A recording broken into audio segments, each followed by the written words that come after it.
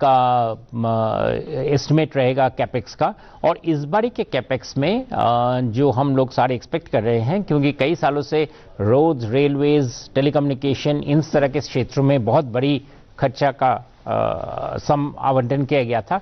इस बारी social sector infrastructure, जिसका जिक्र इकोनॉमिक सर्वे में भी किया गया था, उन सारी चीज़ों में खासकर किया जाएगा। सोशल सेक्टर इंफ्रास्ट्रक्चर की हम बात करें तो किस तरह का, एक चीज़ आप सबसे पहले ही बात कर रहे थे, वेयर हाउसिंग, उस पर साथ में क्योंकि उसमें अभी कैपेसिटी आ गया है उस तरह का लोन, उस तरह का ग्रोथ अब्जॉर्ब करने के लिए, साथ में जिस तरह का रूरल लेवल या सेमी रूरल लेवल में जो इंफ्रास्ट्रक्चर्स की ज़रूरत है कनेक्टिविटी का, उस तरह का चीज़ों का आना बहुत ज़रूरी हो गया और वो उनके लिए गवर्नमेंट अभी खर्च कर सकते हैं। तो इन चीज़ों पर इस बारी खर्च करने की ज़्यादा संभावना है। और जो काफ़ी, जिसे कहते हैं, अगर जीडीपी की तरफ से देखें, एम्प्लॉयमेंट की तरफ से देखें, तो इनका इम्पैक्ट काफ़ी जल्दी इनका इम्पैक्ट आएगा। और साथ में अगर हम तीसरा चीज़ देखें कि सोशल की जो सेक्टर के ऊपर हम बात करते हैं कि हेल्थ और एजुकेशन सेक्टर, इनमें कितना खर्च हो सकता है, तो इन दोनों सेक्टर्स में भी बहुत ज़्यादा गवर्नमेंट के इन्वेस्टमेंट्स के, गवर्नमेंट के इंटरेस्ट होने के हमें रुख दिखाई दे रहे हैं। जिस तरह से हम स्किलिंग इंडिया की बात कर रहे हैं, जिस तरह से हम स्टार्टअप इंडिया की बात कर रहे हैं, तो इन सभी चीज़ों के लिए हमारा ये सारे पॉसिबिलिटीज़ हमारे सामने उभर के आ रहे हैं जी। एंड साथ में हम ये भी बता सकते हैं कि इंडिया के जो बजट है, वो बजट अभी ये जो गवर्नमेंट के सेंट्रल गवर्नमेंट की जो बजट है, ये बजट ही प्रस्तुत करता है फाइनेंशियल एलोकेशन स्टेट्स को। जो अभी कुछ ही महीनों में सारे स्टेट गवर्नमेंट्स अपना बजट प्रस्तुत करेंगे, उनके लिए बन जाता है एक एलोकेशन पैटर्न कि उससे वो लोग अपना दायरा, अपना रुख तैयार कर सकते हैं। ये जो central government and state governments का जो कनेक्टिविटी रहता है, इस पर बहुत बड़ी लोगों का ध्यान नहीं रहता है। लेकिन जैसे ही वित्त मंत्री निर्मला सीतारमण जी आज बजट प्रस्तुत करेंगी, उनके नंबर्स के हिसाब से ही सारे स्टेट्स में एक एक करके अपने बजट्स के रूपरेखा तैयार करेंगे और लोगों के जनमानस के लिए साधारणतः स्टेट गवर्नमेंट के बजट में क्या हो रहा है वो ज़्यादा मायने रखता है, क्योंकि वो ज़्यादा ही अपने सारे कार्यक्रम में, अपने पॉसिबिलिटीज़ में, इनकम जनरेशन में, हर तरीके की चीज़ों में वो बहुत बड़ा इम्पैक्ट बन जाता है। सो इसलिए ये जो central government and state government का ये जो दोनों बजट प्रक्रिया है, हम इन दोनों को एक साथ में देखना चाहिए। साथ में थर्ड पहलू है कि इसी बीच रिजर्व बैंक जो इसी हफ्ते में जाके अपना मॉनेटरी पॉलिसी का रुख जाहिर करेंगे, उनका रेट ऑफ इंटरेस्ट के बारे में क्या एस्टिमेट रहता है। तो ये तीनों चीज़ों को, सेंट्रल गवर्नमेंट बजट, आरबीआई का जो मॉनेटरी पॉलिसी है और स्टेट गवर्नमेंट्स के जो बजट्स, ये तीनों को मिला के हम एक बजट प्रक्रिया को समझ सकते हैं, ताकि वो, क्योंकि उससे पता चलता है कि देश के लोगों के लिए किस तरह का सिचुएशन बन सकता है। जी हाँ, और बड़ी बात यह है कि अगर सुबह से अभी तक के घटनाक्रम पर नजर डालें, मैं प्रतिबिंब शर्मा और प्रीति हमारे साथ मेरी सहयोगी जुड़ गई हैं, और बजट का दिन है, बहुत ही विशेष दिन है। और घटनाक्रम की बात करें तो वित्त मंत्री आज सुबह निकली, वित्त मंत्रालय पहुंची, वहां से उन्होंने अपना वो बजट का रेड कलर का बहुत ही अलग, बहुत ही विशेष जो है एक बजट पैकेट लिया, वहां से राष्ट्रपति भवन पहुंचे और राष्ट्रपति ने भी उनको वहां पर दही शक्कर खिलाया। बिल्कुल, और दही शक्कर खाने के बाद संसद भवन परिसर पहुंच चुकी हैं वित्त मंत्री निर्मला सीतारमण। वित्त राज्य मंत्री भी उनके साथ मौजूद हैं, और जैसा हमने कहा कि तस्वीरों में भी हम देख रहे थे, वो लाल रंग के कवर में लिपटा हुआ टैबलेट, जिसमें से ठीक 11 बजे जब संसद की कार्रवाई शुरू होगी, उसके बाद देश के सामने पेश होगा आम बजट 2026-2027। सारी औपचारिकताएं फिलहाल पूरी हो गई हैं, और तस्वीरों में जो हम देख रहे हैं, वित्त मंत्री निर्मला सीतारमण को राष्ट्रपति से मंजूरी मिली, राष्ट्रपति को कॉपी सौंपी गई है इस आम बजट की, और इसके बाद अब संसद भवन परिसर पहुंच चुकी हैं वित्त मंत्री। जी हाँ, ये उस समय की तस्वीरें हैं जब संसद भवन पहुंची वित्त मंत्री निर्मला सीतारमण। ये देश के लिए बहुत ही विशेष अवसर है, और स्वयं वित्त मंत्री निर्मला सीतारमण के लिए भी एक बहुत ही बेहतरीन मौका है, क्योंकि रिकॉर्ड 9वीं बार वो आम बजट पेश करने वाली हैं 11 बजे। ये थोड़ी देर पहले की तस्वीरें जब वित्त मंत्री निर्मला सीतारमण बजट लेकर पहुंची हैं संसद भवन और कैबिनेट की विशेष बैठक चल रही है। इस बजट को लेकर वहां से मोहर लगेगी और उसके पश्चात लोकसभा के भीतर जाकर पेश किया जाएगा वित्त मंत्री निर्मला सीतारमण के द्वारा आम बजट 2026-27। प्रतिबिंब इस बार देखिए तो एक और रिकॉर्ड है। 9वीं बार वित्त मंत्री निर्मला सीतारमण बजट तो पेश करी नहीं है। रविवार का दिन पहली बार ऐसा हो रहा है कि रविवार को बजट पेश हो रहा है। तो मुझे लग रहा है आम जनता आज रविवार के दिन थोड़ा छुट्टी वाले मूड में होती है, इसलिए और ध्यान से आज बजट की बातों को सुन पाएगी, समझ पाएगी, देख पाएगी। और ये भी अपने आप में एक रिकॉर्ड है। और तमाम जो खास मेहमान हैं वो भी इस समय हमारे साथ जुड़ रहे हैं। इस समय हम अगले 1 घंटे में चर्चा करेंगे कि 11 बजे जो पिटारा है या जो कहें अब टैबलेट के रूप में हमारे सामने है, क्योंकि डिजिटल भारत, एक विकसित भारत का स्वरूप बहुत तेजी से पिछले कुछ सालों में हमने बदलता देखा है। हमारे साथ तमाम खास मेहमान जुड़ रहे हैं। जनार्दन मिश्रा जी हमारे साथ मौजूद हैं स्टूडियो में, जो कि लोकसभा के सांसद हैं। जनार्दन जी, बहुत बहुत स्वागत आपका और शुक्रिया हमारे साथ इस चर्चा में जुड़ने के लिए। साथ ही हमारे साथ नरेश बंसल जी भी जुड़े हुए हैं, राज्यसभा के सांसद हैं। नरेश जी, बहुत बहुत स्वागत, धन्यवाद आपका हमारे साथ जुड़ने के लिए। प्रियदर्शी दास, एसोसिएट प्रोफेसर RIS हमारे साथ जुड़े हुए हैं।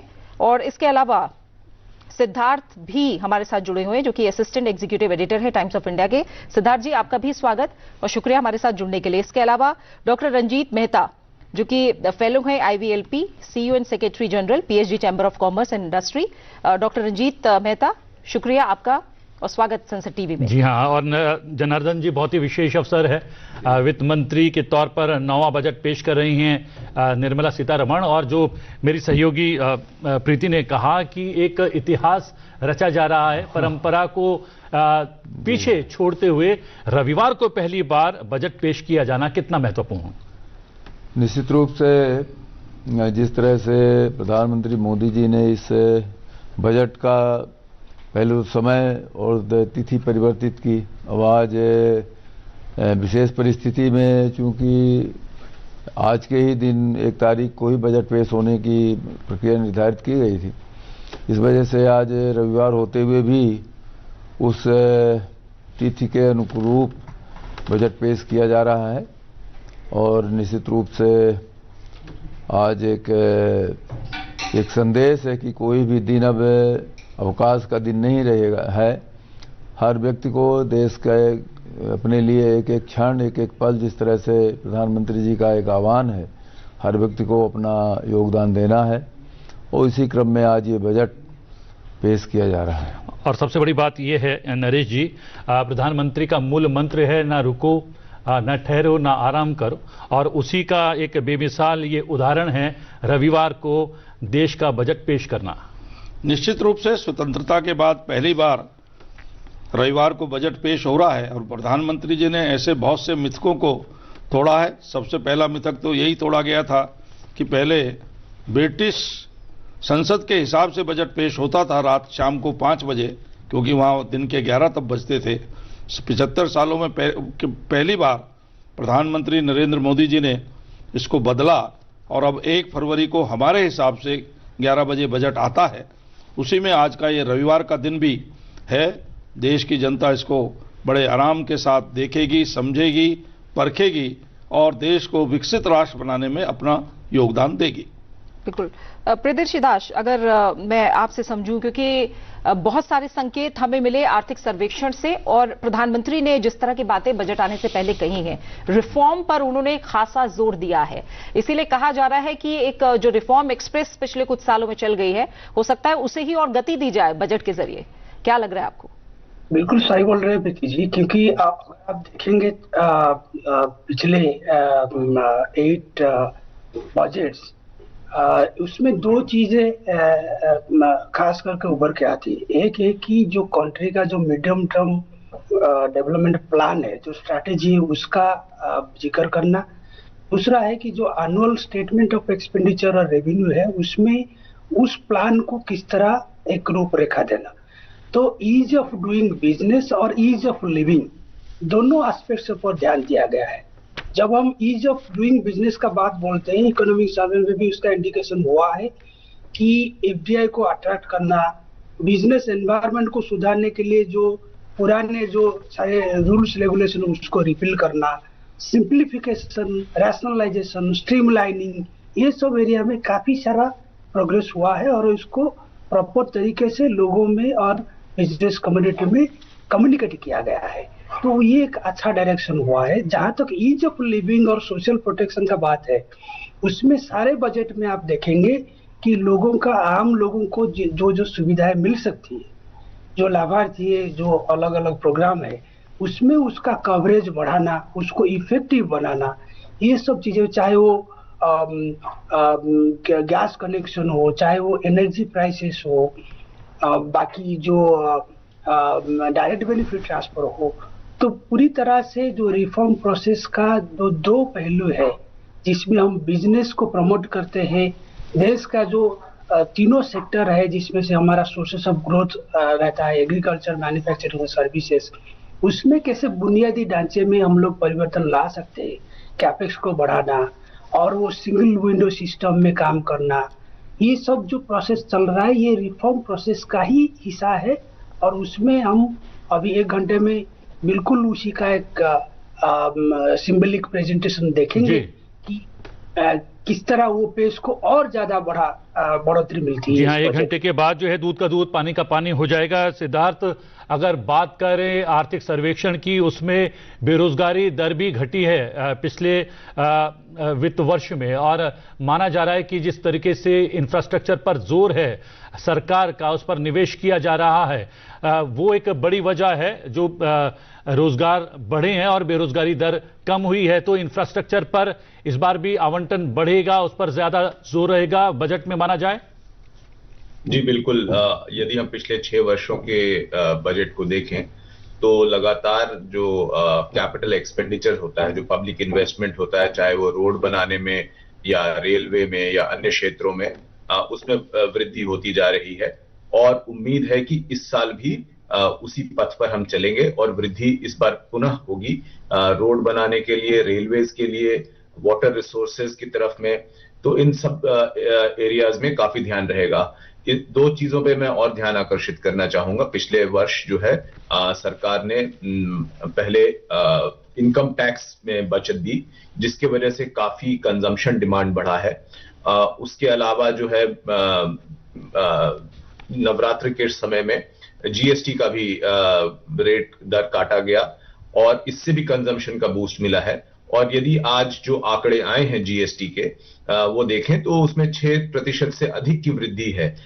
ये दर्शाता है कि जो टैक्स की दरों में जो कमी हुई है उससे कंजम्पशन बढ़ा है और रेवेन्यू पर या टैक्स कलेक्शन पर उतना इंपैक्ट नहीं हुआ है।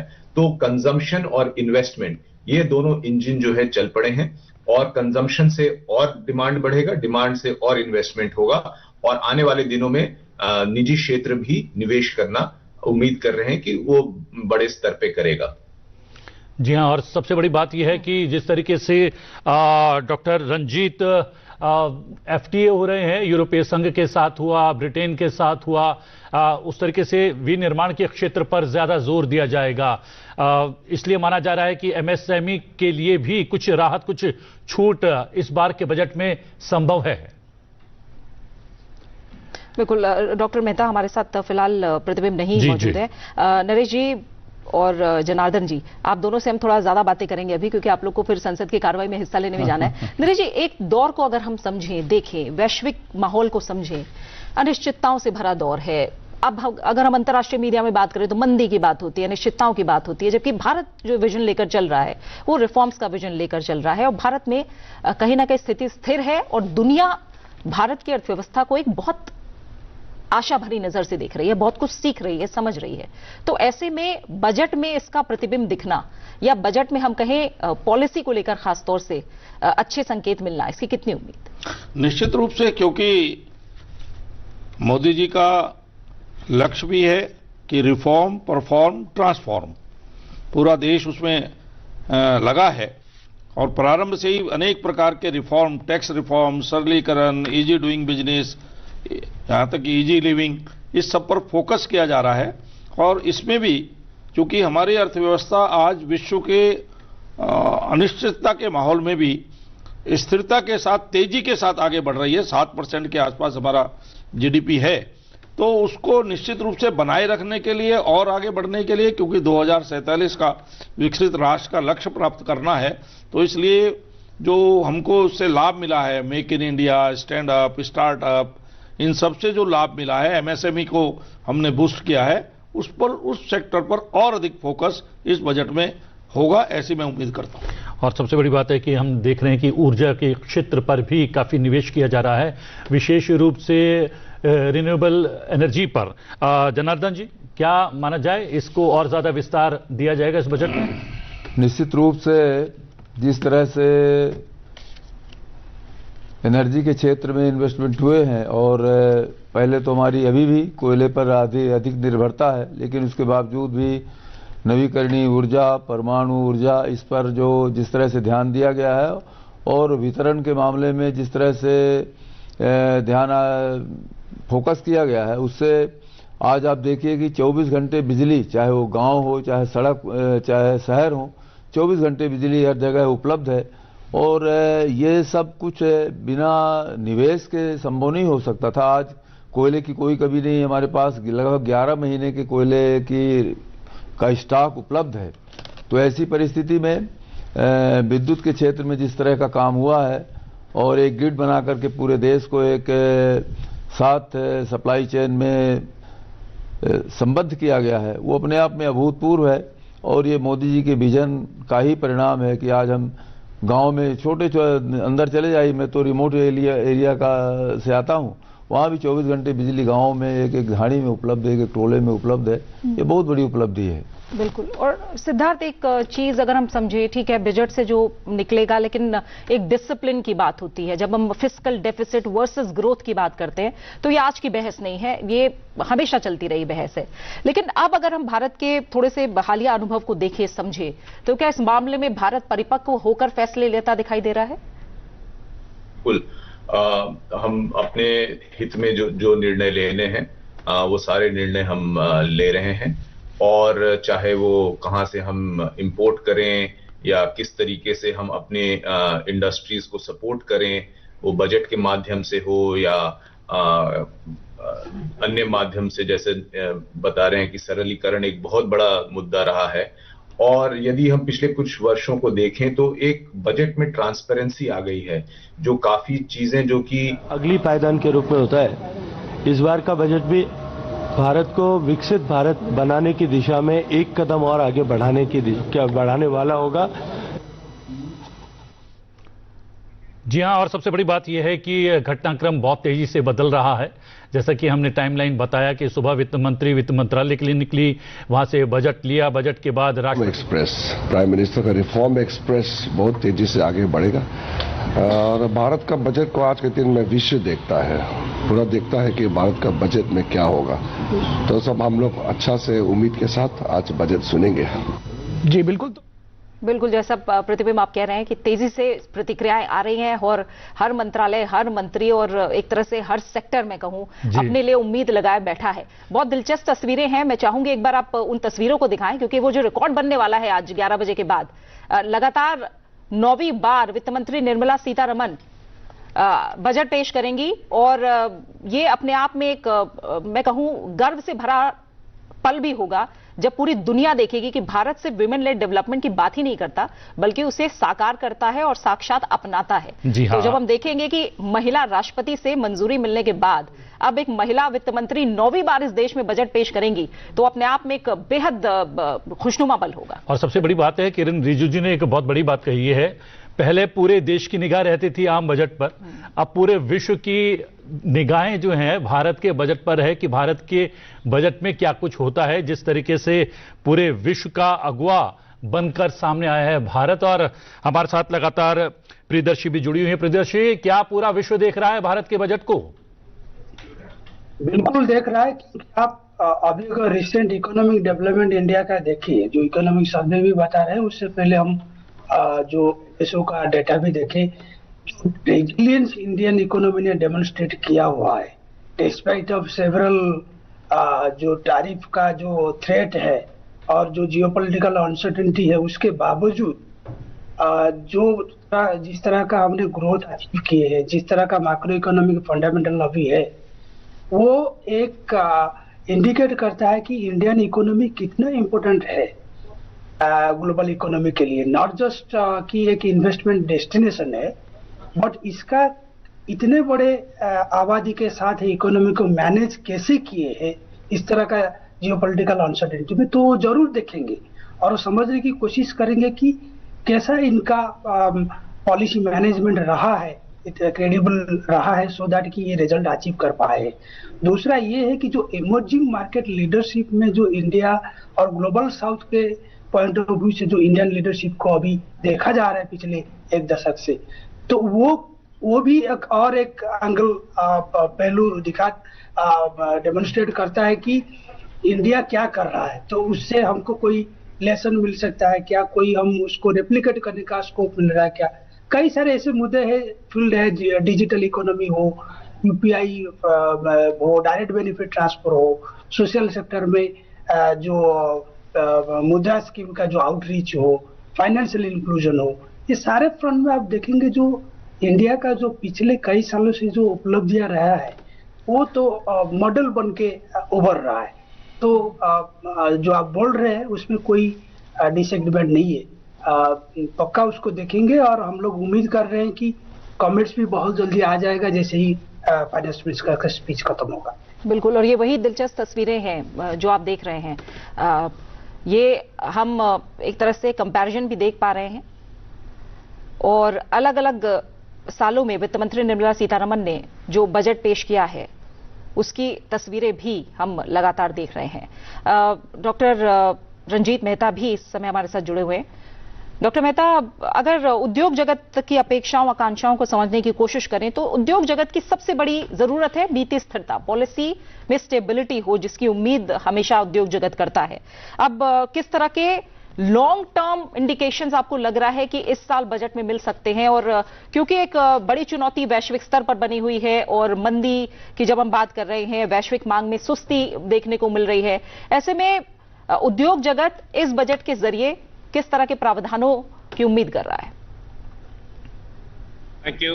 इनफैक्ट जो बजट है, हम डेफिनेटली ये तो नहीं एक्सपेक्ट कर रहे हैं कि ये एक पॉपुलिज्म का बजट होगा। जो बजट होगा एक प्रायोरिटीज पे फोकस करेगा और एक सर्टेनिटी पे फोकस करेगा और कंटिन्यूटी ऑफ द पॉलिसीज पे फोकस करेगा। आज अगर सबसे बड़ा हमारा फोकस रहेगा, डेफिनेटली सरकार ने जिस तरीके से एक फिस्कल डिसिप्लिन को, ग्रोथ को ध्यान में रखते हुए, जो ग्रोथ जो है हमारे बजट का सेंट्रल पिलर होगा।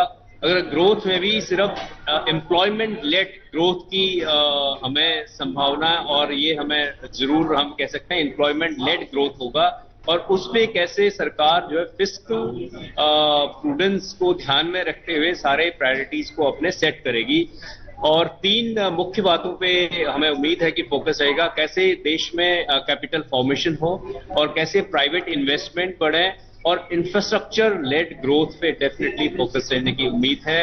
क्योंकि जो ओवरऑल जो एम्प्लॉयमेंट जहां तक जनरेट करने की बात है, तो एम्प्लॉयमेंट आप या तो प्राइवेट इन्वेस्टमेंट से जनरेट कर सकते हैं या फिर इंफ्रास्ट्रक्चर डेवलपमेंट से जनरेट कर सकते हैं। तो हमें उम्मीद है कि एमएसएमई जो इस टाइम जो ग्लोबल ऑर्डर एक चल रहा है, जो टैरिफ वॉर्स पूरे विश्व में अभी, इनफैक्ट अमेरिका का जो टैरिफ एक रहा है नीति, उसकी वजह से जो डिस्ट्रप्शन आया है, सरकार ने प्रोएक्टिव अप्रोच लेते हुए कि कैसे यूके के साथ, अभी ईयू के साथ इतना बड़ा एफटीए किया है और ओमान के साथ, न्यूजीलैंड के साथ ये जो एफटीए करे हैं, अब इसमें जो है हमारे एमएसएमईज को किस तरीके से हैंड होल्डिंग करके नए बाजारों में उनको शुरू में, डेफिनेटली आप एक मार्केट में ऑलरेडी कई दशकों से हैं और उसके बाद वहां पे डिस्ट्रप्शन होके आप नए मार्केट जब खोजते हैं, नए मार्केट में आप एंट्री करते हैं, तो डेफिनेटली आपको शुरू में मार्केट एस्टेब्लिश करने में, अपने क्लाइंट डेवलप करने में टाइम लगता है। तो उसमें जो है एक्सपोर्ट प्रमोशन बोर्ड के थ्रू किस तरीके से एमएसएमईज को हैंड होल्डिंग मिले और किस तरीके से एमएसएमईज को जो इंटरनेशनल फेयर्स होते हैं और जो अपने मार्केट को उनको मार्केट एक्सेस दिलाने में जो एक सहायता है, यही हमें सरकार से उम्मीद है। एट द सेम टाइम जो ईयू के साथ हमारा एफटीए हुआ है, इसमें डेफिनेटली सस्टेनेबिलिटी, क्योंकि हमारे देश में 70 मिलियन से ज्यादा एमएसएमईज हैं और ये बहुत छोटे व्यापारी हैं, जी हाँ। और जब हम कॉम्पिटिटिवनेस की बात करते हैं ईयू जैसे एडवांस इकोनॉमी में जाने पे, तो डेफिनेटली सस्टेनेबिलिटी और ग्रीन ट्रांजिशन एक बहुत बड़ा फैक्टर आएगा।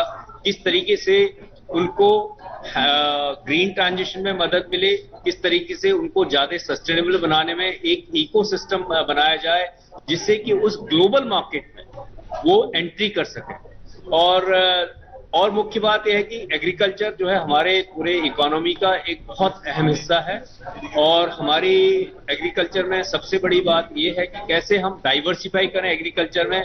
उसके लिए हमें टेक्नोलॉजी की जरूरत है, और वहां पे भी टेक्नोलॉजी, क्योंकि जब आप प्रोडक्टिविटी बढ़ाना चाहते हैं, पैदावार बढ़ाना चाहते हैं किसानों की, तो डेफिनेटली जमीन तो हमारी लिमिटेड है। हम किस तरीके से जो है उनको टेक्नोलॉजी के थ्रू उसको हम बढ़ा सकें, और सस्टेनेबल एग्रीकल्चर प्रैक्टिसेस पे डेफिनेटली इसमें ज्यादा और सरकार का इस पर लगातार जोर भी है। और हमने तस्वीरें दिखाई थी, रक्षा मंत्री राजनाथ सिंह भी पहुंच चुके हैं संसद भवन में और लगातार केंद्रीय मंत्री पहुंच रहे हैं। जेपी नड्डा जी आप देख सकते हैं अपने टेलीविजन स्क्रीन पर, वो भी प्रवेश द्वार पर इस वक्त आप देख सकते हैं संसद भवन के, और वो अंदर जाते हुए। और सबसे बड़ी बात यहां पर रक्षा मंत्री की बात निकली है तो डिफेंस वो सेक्टर है जिसमें लगातार जो है विनिर्माण के क्षेत्र में बहुत जो है मजबूती आई है, और प्राइवेट प्लेयर्स के लिए भी ये क्षेत्र खोल दिया गया है। इससे पहले बस पृथ्वी में 2 मिनट, क्योंकि ये तस्वीरें हम बार बार क्यों दिखा रहे हैं, तस्वीरों को समझिए। 9वीं बार आज वित्त मंत्री निर्मला सीतारमण बजट पेश करेंगी, जो अपने आप में एक रिकॉर्ड होगा।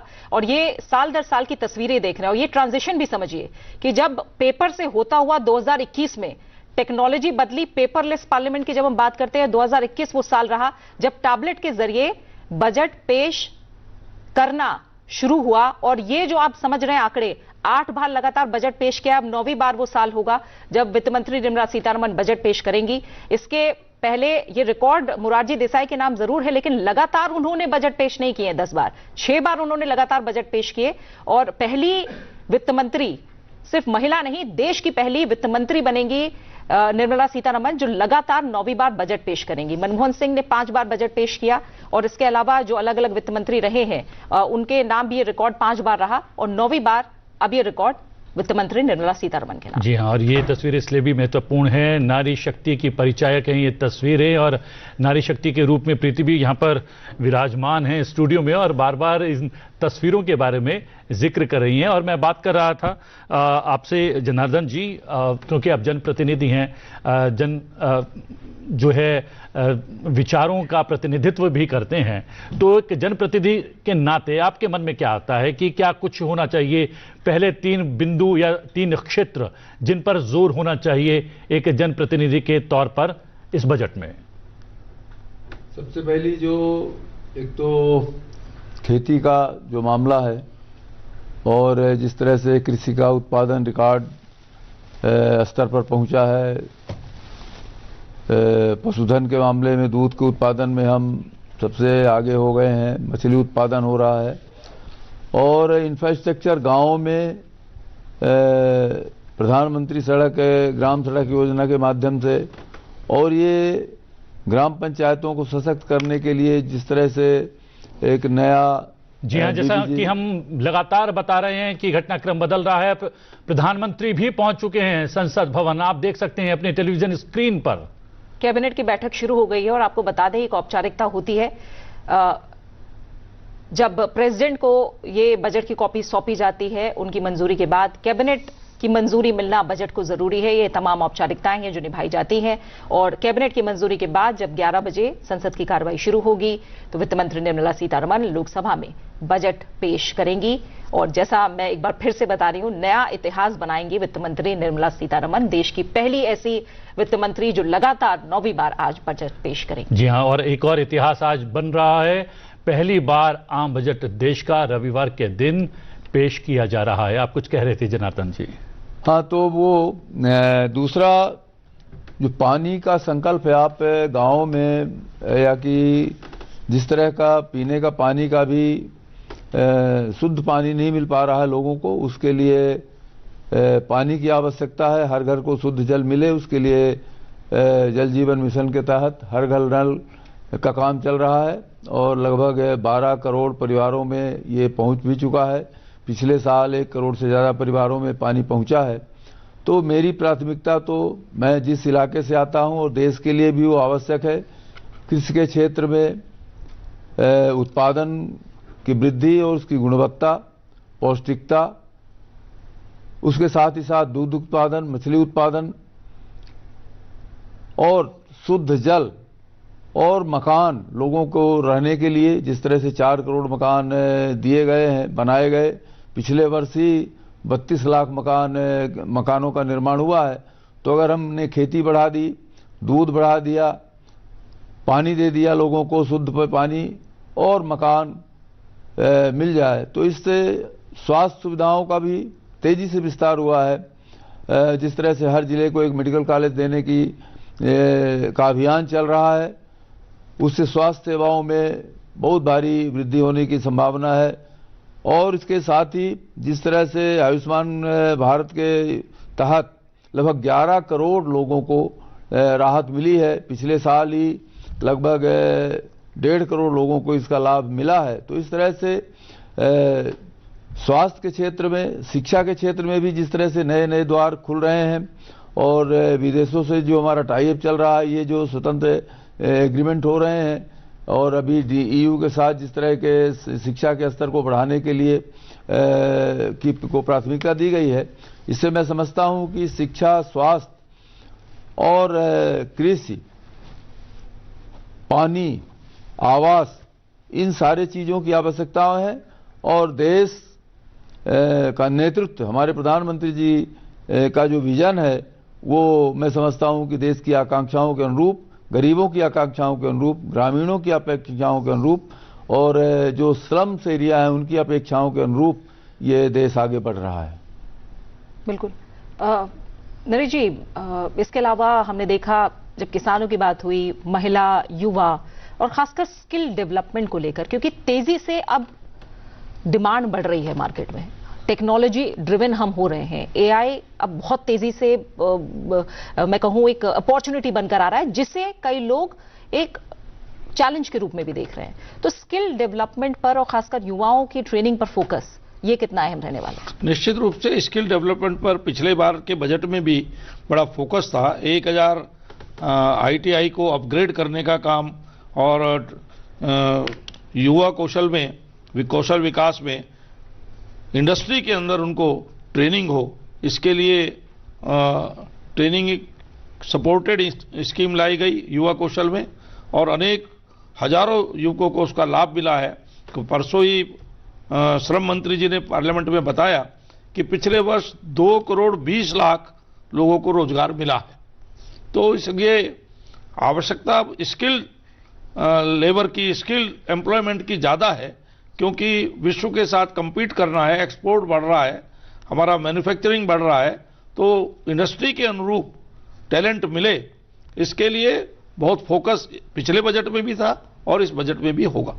स्किल के साथ साथ शिक्षा भी वो क्षेत्र है जिस पर जोर है सरकार का, और उसको लेकर भी बड़ा रिफॉर्म जो है NEP के माध्यम से किया गया है। लेकिन फिर भी जो विशेषज्ञ हैं शिक्षा क्षेत्र के, जनार्दन जी, उनका मानना है कि GDP का तकरीबन 6% तक इस पर खर्च होना चाहिए, उससे थोड़ा सा दूर हैं। 6% तो नहीं, लेकिन कुछ बढ़ने की संभावना?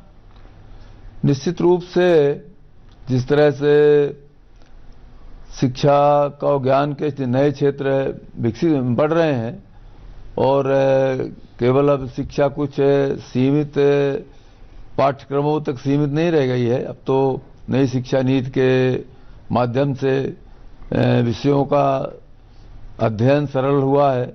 तो इस तरह और इंफ्रास्ट्रक्चर में भी तेजी आई है, विश्वविद्यालय बहुत तेजी से बढ़े हैं, महाविद्यालयों की संख्या दुगनी से ज़्यादा हुई है। तो मैं समझता हूं कि शिक्षा के क्षेत्र में भी कुछ वृद्धि की संभावना से इनकार नहीं किया जा सकता। बिल्कुल, तो शिक्षा पर भी खास फोकस रह सकता है। और जनार्दन जी और नरेश जी, फिलहाल हम आप दोनों को शुक्रिया कहेंगे, आप लोग हमारे साथ जुड़े, समय निकाला, आप कार्रवाई में हिस्सा लेना है, इसलिए आप लोग को इजाजत देना चाहेंगे। बहुत बहुत शुक्रिया हमारे साथ जुड़े। शुक्रिया के साथ साथ शुभकामनाएं भी। धन्यवाद। बहुत महत्वपूर्ण दिन है देश के लिए, और जैसा कि हम लोग बातचीत कर रहे हैं और हमारे विशेषज्ञ भी कह रहे हैं कि केवल देशवासियों का नहीं, पूरे विश्व का ध्यान हमारे आम बजट पर है। कुछ देर में वित्त मंत्री निर्मला सीतारमण 9वीं बार लगातार आम बजट पेश करेंगी देश का, और इस समय कैबिनेट की बैठक चल रही है और कैबिनेट से हरी झंडी मिलने के पश्चात संसद भवन के अंदर लोकसभा के भीतर पहुंचेंगे और लोकसभा में पेश किया जाएगा आम बजट 2026-27। बिल्कुल, तो हर वर्ग अपने अपने लिए उम्मीदें लगाकर बैठा है। प्रियदर्शी, अगर हम देखें तो जो भी कैपिटल एक्सपेंडिचर हुआ है, पूंजीगत व्यय के जरिए निजी निवेश को लगातार गति मिल रही है अब देश के अंदर, और यही कहा जा रहा है कि राजकोषीय घाटे को संतुलित करने के लिए, डेट को कम से कम करने के लिए निजी निवेश को बढ़ाना जरूरी होगा। NHAI को लेकर अगर हम देखें तो उसने डेट को अपना आधे से भी कम पर लेकर चले आए हैं। बहुत सारे अच्छे संकेत इसके हमें दिखे हैं। ऐसे में क्या लग रहा है कि बजट के जरिए निजी क्षेत्र और ज्यादा क्या मोटिवेट हो सकता है, क्योंकि अभी वो उतना आक्रामक नहीं है जिसकी उम्मीद की जा रही है?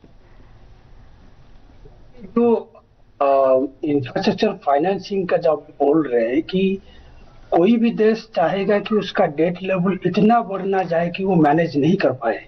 अभी जो इंडिकेशन इकोनॉमिक सर्वे से मिला है कि डेट काफी हद तक वेल मैनेज्ड है इंडिया में, और जो इंफ्रास्ट्रक्चर फाइनेंसिंग का जो अलग अलग मैकेनिज्म है, जैसे डेट मार्केट के ऊपर थ्रू बॉन्ड इश्यूएंस होता है या फॉरेन डायरेक्ट इन्वेस्टमेंट होता है, तो ऐसा कुछ नहीं है कि फॉरेन डायरेक्ट इन्वेस्टमेंट को हम पूरी तरह से अलग नजर से देखें कि वो हमारे एक्सटर्नल वल्नरेबिलिटी को बढ़ाता है। देखना है कि कितने हम उसके लिए तैयार है। अगर आप देखेंगे जो फॉरेन एक्सचेंज रिजर्व स्टॉक है अभी 94% ऑफ दैट एक्सटर्नल डेट को कवर करता है। 11 मंथ्स ऑफ हमारा इंपोर्ट कवर हो जाता है।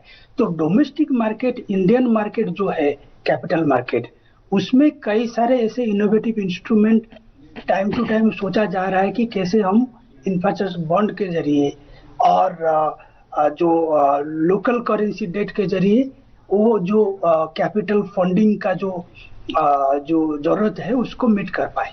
जी, और सबसे बड़ी बात, जी बोलिए।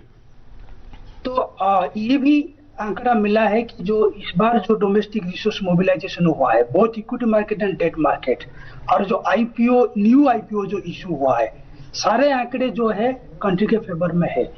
तो पूरी कुल मिलाकर अगर आप देखेंगे जो हमारा फिस्कल मैनेजमेंट है, जो domestic resource mobilisation through capital market, domestic capital market, ये एक अच्छा फाउंडेशन प्रोवाइड करता है। जो हम हर साल बात करते हैं कि फिस्कल स्पेस है कि नहीं है, क्या हम और कुछ ऐसे एम्बिशियस इंफ्रास्ट्रक्चर प्रोजेक्ट कर सकते हैं, उस तरह का कोई ऐसे खास डिफिकल्टी फिस्कल मैनेजमेंट साइड से नहीं है। लेकिन डोमेस्टिक इंस्ट्रूमेंट्स, डोमेस्टिक मार्केट और फॉरेन मार्केट दोनों को कैसे ऐसा ऑप्टिमली यूटिलाइज किया जा सकता है फॉर वेरियस इंफ्रास्ट्रक्चर प्रोजेक्ट, चाहे वो एनर्जी में हो, चाहे कॉरिडोर प्रोजेक्ट्स हो, या जो मैन्युफैक्चरिंग सेक्टर में जो अदर इंफ्रास्ट्रक्चर्स है, जहाँ पे हम एसीजेड का बात करें और जो बेसिक इंफ्रास्ट्रक्चर जरूरत होता है, वो सारे में ये सब होगा। और यही उम्मीद है इस बजट में भी कि वो कैपेक्स का जो मोमेंटम को वो स्पॉइल करना नहीं चाहेंगे, क्योंकि अभी तक जो हमको बचा के रखा है वो है डोमेस्टिक डिमांड।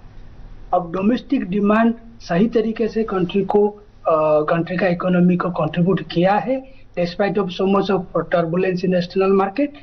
तो एक कैपेक्स को मोमेंटम को खराब करना नहीं चाहेंगे, बट साथ ही साथ वो देखेंगे कि डोमेस्टिक सोर्सेज से जैसे ज्यादा रिसोर्सेज मोबिलाइज हो पाए।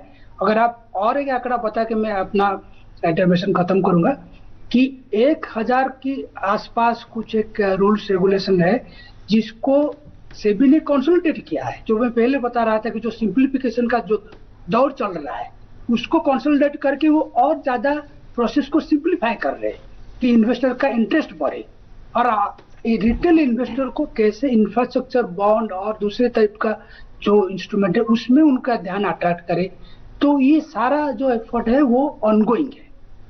सिद्धार्थ, एक महत्वपूर्ण बात यह भी है, जब यहाँ पर फंडिंग की बात चल रही है, इन्वेस्टमेंट की बात चल रही है, फंडिंग की कमी को दूर करने के लिए या पूरा करने के लिए सरकार का पीपीपी मॉडल पर भी खासा जोर रहा है।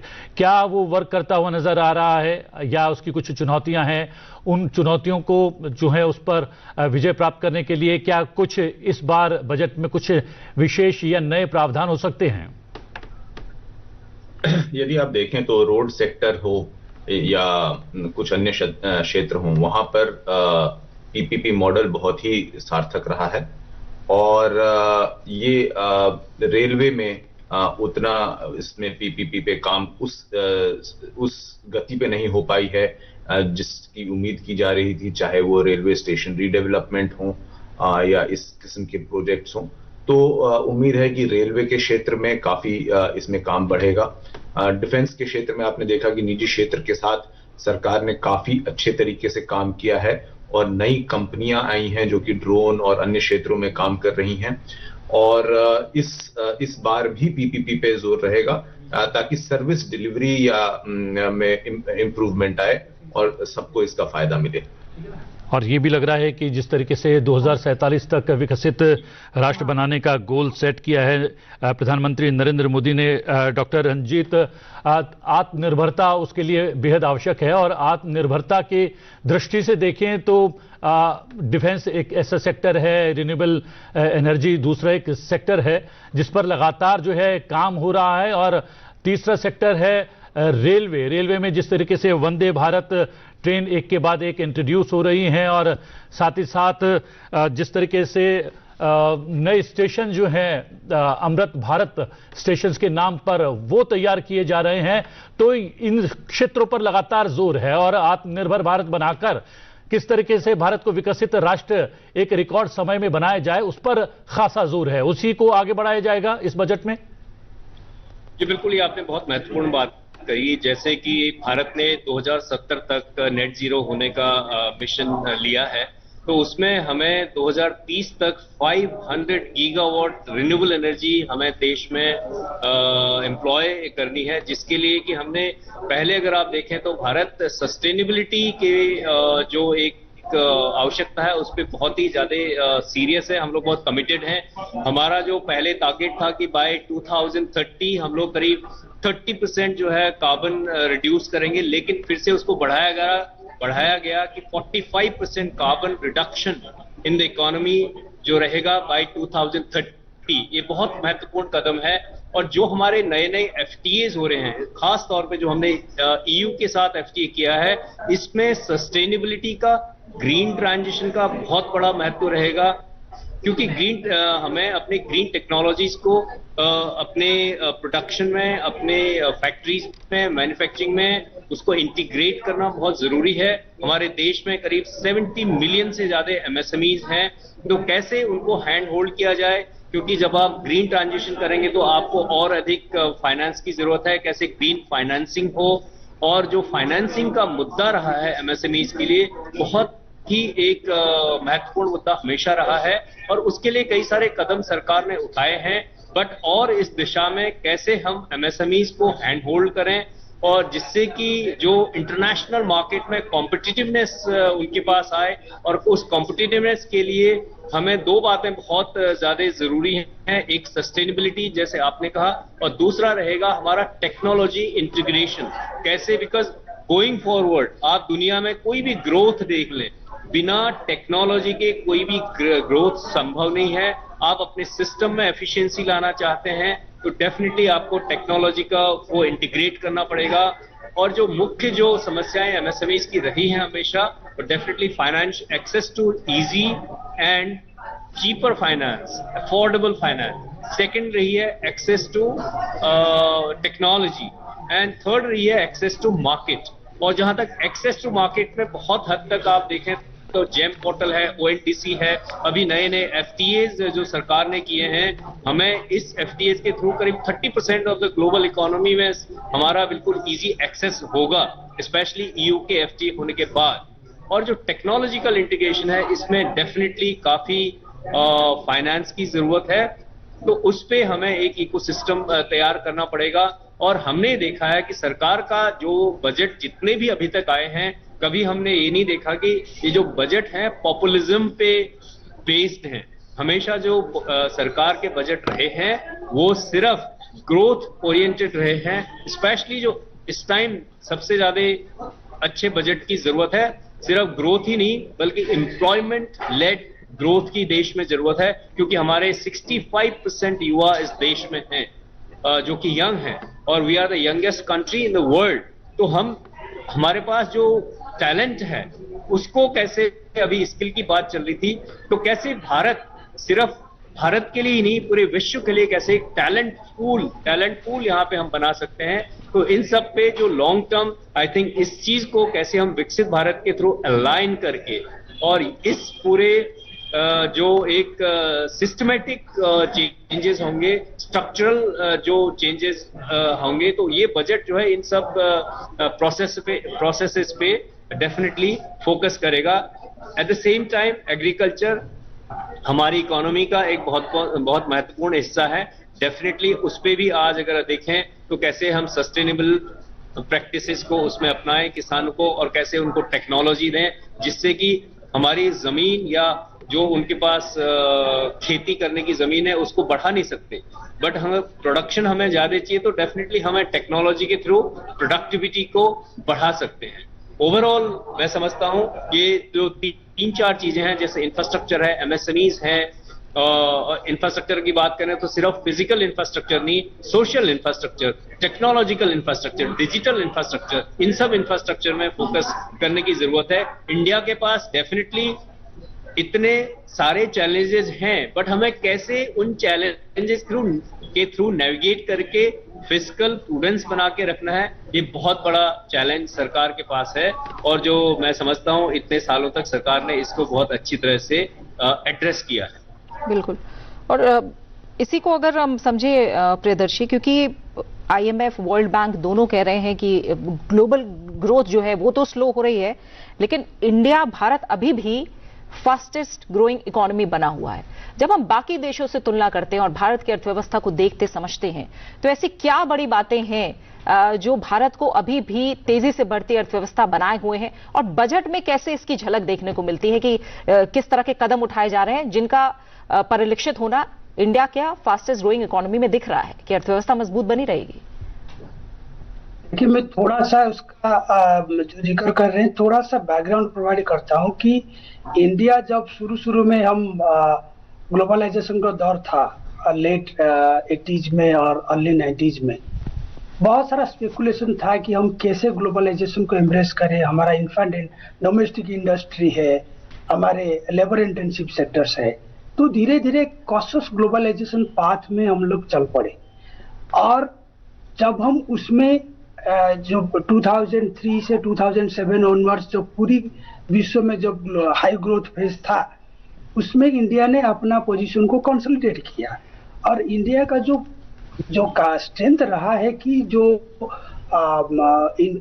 बुनियादी ढांचे के सेक्टर में इंफ्रास्ट्रक्चर क्रिएशन, एनेबलिंग कंडीशन को क्रिएट करना, और सबसे बड़ा जरूरी है जो पॉलिटिकल स्टेबिलिटी रहा है पिछले 2014 ऑनवर्ड्स, तो उसने पॉलिसी को प्रेडिक्टेबल बना के रखा हुआ है। तो इंडिया का आप इकोनॉमी का जो अप्रोच देखेंगे, हम कंजर्वेटिव नहीं है, but we have been consciously managing our economy, चाहे वो एफडीआई फ्रंट में हो, कैपिटल अकाउंट ओपनिंग हो, तो ये सब जो है वो एक बढ़िया सा फाउंडेशन प्रोवाइड किया था। हम जब पूरी इमर्जिंग मार्केट स्पेस में, जब दूसरे इकोनॉमीज में या तो कैपेसिटी यूटिलाइजेशन, चाहे चाइना देख लीजिए 100% कैपिटल यूटिलाइजेशन हुआ है वहाँ पे, स्टील सेक्टर हो, जो भी हो, तो वहाँ से थोड़ा रीलोकेशन का एक ट्रेंड शुरू हुआ था एमएनसी का। तब इंडिया ने होमवर्क कर रहे थे ये कि हम रेगुलेटरी रिफॉर्म करें, टैक्स में रिफॉर्म करें, तो वो एक सिंक्रोनाइज्ड वे में जो प्रोसेस चल रहा था, तो उसका रिजल्ट हमको देखने मिला। और जो सेकेंड एस्पेक्ट ऑफ आपका जो क्वेश्चन था कि हम क्या कर रहे हैं, पिछले बजट अगर आप देखेंगे कई सारे ऐसे एक्सपोर्ट को बढ़ाने के लिए स्पेसिफिक सेक्टर में, चाहे वो कॉटन हो जो भी हो, कई सारे कमोडिटीज का, तो एक फोकस्ड सेक्टर अप्रोच एक्सपोर्ट बढ़ाने के लिए रहा है। बट खाली एक्सपोर्ट बढ़ाने से भी नहीं होगा, हम डोमेस्टिक इंडस्ट्री के लिए भी क्वालिटी रॉ मटेरियल का जरूरत है, क्वालिटी इक्विपमेंट और कैपिटल गुड्स का भी जरूरत है। तो कहाँ से हम इंपोर्ट कर सकते हैं वो सारे जो पार्ट्स एंड कंपोनेंट्स है, जो कैपिटल गुड्स है। तो सारे जो एफटीआई हो रहा है, एफटीए हो रहा है, इंडिया यूए एफटीए को अगर आप EU एफटीए को अगर आप देखेंगे, उसमें इंपोर्ट को भी ध्यान में रखा गया है, जो टैरिफ कंसेशन। तो जो ट्रेड सेक्टर है, ट्रेड सेक्टर में ये फोकस नहीं रहा है कि हम तो डोमेस्टिक डिमांड इकोनॉमी हमारा बहुत बड़ा है और उससे हम हाई ग्रोथ अचीव कर पा रहे हैं, तो हम एक्सटर्नल सेक्टर को नेग्लेक्ट कर दे, ऐसा नहीं रहा है। एक्सटर्नल सेक्टर में हमेशा ये फोकस रहा है कि हम ट्रेड को कैसे बढ़ाएं, बोथ एक्सपोर्ट और इंपोर्ट को, इंपोर्ट का जो सोर्सिंग है वो कई सारे कंट्री में फोकस नहीं करके उसको डाइवर्सिफाई करें, क्योंकि हमारा ट्रेड डेफिसिट भी चाइना का साथ बढ़ रहा है, तो वो एक कंसर्न है। तो वही सारा जो डायरेक्शन है आप इस बजट में भी देखेंगे जी। और सबसे बड़ी बात यह है सिद्धार्थ, जो यहां पर प्रियदर्शी कह रहे हैं, पिछले आम बजट और इस आम बजट के बीच अगर एक बहुत बड़ा बदलाव है वो है यूरोपीय संघ के साथ एफटीए होना, ब्रिटेन के साथ एफटीए होना, यूएई के साथ बहुत ही महत्वपूर्ण करार होना, और एक बड़ा बाजार भारत के लिए खुल गया है। इसलिए निर्माण और निर्यात पर जोर रहेगा इस बार के बजट में। क्या कुछ नए प्रावधान? जी बिल्कुल, ये जो है एक अहम फोकस का क्षेत्र रहेगा। जैसा कि वित्त मंत्री ने अपने बजट से पहले भी इंडिकेशन दिया है, कस्टम्स रिफॉर्म्स एक बड़ा क्षेत्र रहेगा जिसमें कि सरलीकरण की जाएगी, स्लैब्स कम किए जाएंगे। उन्होंने पिछले साल भी कुछ स्लैब्स कम किए थे, इस वर्ष वह और स्लैब्स कम किए जाएंगे, साथ ही प्रोसेसेस को सिंप्लीफाई किया जाएगा। और जैसा इकोनॉमिक सर्वे में भी बताया गया है कि जो क्षेत्र हैं जैसे कि स्टील हो गया, एल्यूमिनियम हो गया, कुछ टेक्सटाइल्स में यूज होने वाले फाइबर्स हो गए, इनमें दरों को ऐसा रखा जाए ताकि वह डाउनस्ट्रीम इंडस्ट्रीज को उसका फायदा हो और ग्लोबल वैल्यू चेन में भारतीय कंपनियां जुड़ सकें। इसके तरफ भी जो है उम्मीद की जा रही है कि वित्त मंत्री का ध्यान रहेगा अपने बजट में। और यह सब जो है एक जो एफटीएज हैं उसमें यह सारा फीड इन करेगा और भारत को एक हब बनाने की, मैन्युफैक्चरिंग हब, सर्विसेज हब बनाने के तरफ जो दिशा दी जा रही है उस पर और जोर दिया जाएगा। बिल्कुल डॉक्टर मेहता, जो बात अभी कह रहे हैं सिद्धार्थ कि ग्लोबल वैल्यू चेन को ऊपर ले जाना, ये अभी भी थोड़ा चैलेंज है, कहें इस पर अभी हमें और ज्यादा काम करने की जरूरत है। पीएलआई और आत्मनिर्भर भारत से मैन्युफैक्चरिंग बेस तो भारत में बना है, लेकिन अब नेक्स्ट चैलेंज स्केल और एक्सपोर्ट का है। तो क्या बजट में हो सकता है कि इस पर थोड़ा सा फोकस हो?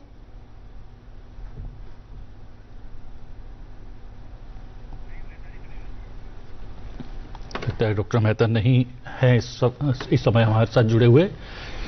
तो प्रियदर्शी, थोड़ा सा आप जो कंपैरिजन को लेकर समझा रहे थे, अभी अगर हम थोड़ा सा चैलेंजेस पर देखें या हम ये कहें, क्योंकि जब हम रिफॉर्म्स की बात करते हैं या जब हम बड़े कदमों की बात करते हैं तो ये एक बार या दो बार में होने वाली प्रक्रिया नहीं होती है, साल दर साल होना है, कॉन्टिन्यूअस प्रोसेस है, लगातार चलने वाली प्रक्रिया है। ऐसे में क्या लग रहा है आपको अभी कौन सी ऐसी चुनौतियां, क्योंकि जैसे मैंने कहा कि अगर हम दुनिया के मुकाबले कंपेयर कर रहे हैं तो तमाम चुनौतियां वैश्विक स्तर पर बनी हुई हैं, ऐसे कौन से चैलेंजेस आपको नजर आ रहे हैं जिन पर तुरंत फोकस इस बार के बजट में हो सकता है? क्योंकि विजन कहीं ना कहीं 2047 का है, लेकिन साल दर साल उसकी तरफ कदम आगे बढ़ाने हैं। देखिए, सबसे बड़ा चैलेंज अभी सामने है कि जो जियोपॉलिटिकल अनसर्टेनिटी वो बहुत फास्ट मूविंग है, उसका रियल टाइम बेसिस में चेंज होता रहता है। तो कहीं फाइनेंशियल मार्केट जो है, जो ग्लोबल इन्वेस्टर है, वो इंडियन मार्केट को रिस्की ना समझे। तो वो सबसे बड़ा जरूरी डिसिप्लिन मेजर रहेगा बजट में। थोड़ा बहुत हिंट करेंगे क्योंकि बजट पूरी तरह से इस एस्पेक्ट्स को अपना इतना स्पेस नहीं देंगे इसमें, लेकिन ये जरूर वो देखेंगे कि जो हमारा अचीवमेंट रहा है फिस्कल मैनेजमेंट फ्रंट में, वो फर्दर डिटोरिएट ना हो जाए, क्योंकि अभी जिस तरह का जियोपॉलिटिकल डेवलपमेंट है उसमें कुछ बोल नहीं सकते। एक बार पोर्टफोलियो इन्वेस्टमेंट का मैग्नीट्यूड जो आउटफ्लो बढ़ जाएगा, और गोल्ड और सिल्वर प्राइसेस का आप तो सुने होंगे अभी जो चल रहा है, जो रैपिडली इवॉल्विंग प्राइसेस, तो ये क्या होगा, सडनली चेंज कर देगा जो इंडिया का जो परसेप्शन है इन द ग्लोबल मार्केट। तो इन्वेस्टर सेंटिमेंट को कैसे बरकरार रखे, वो एक रिस्क फैक्टर है। सेकंड है कि जो एक्सपोर्ट फ्रंट में थोड़ा बहुत इस साल हमारा उपलब्धियां रहा है, अच्छा रहा है एक्सपोर्ट ग्रोथ, वो इसीलिए नहीं है कि Indian economy was much better than any other economy.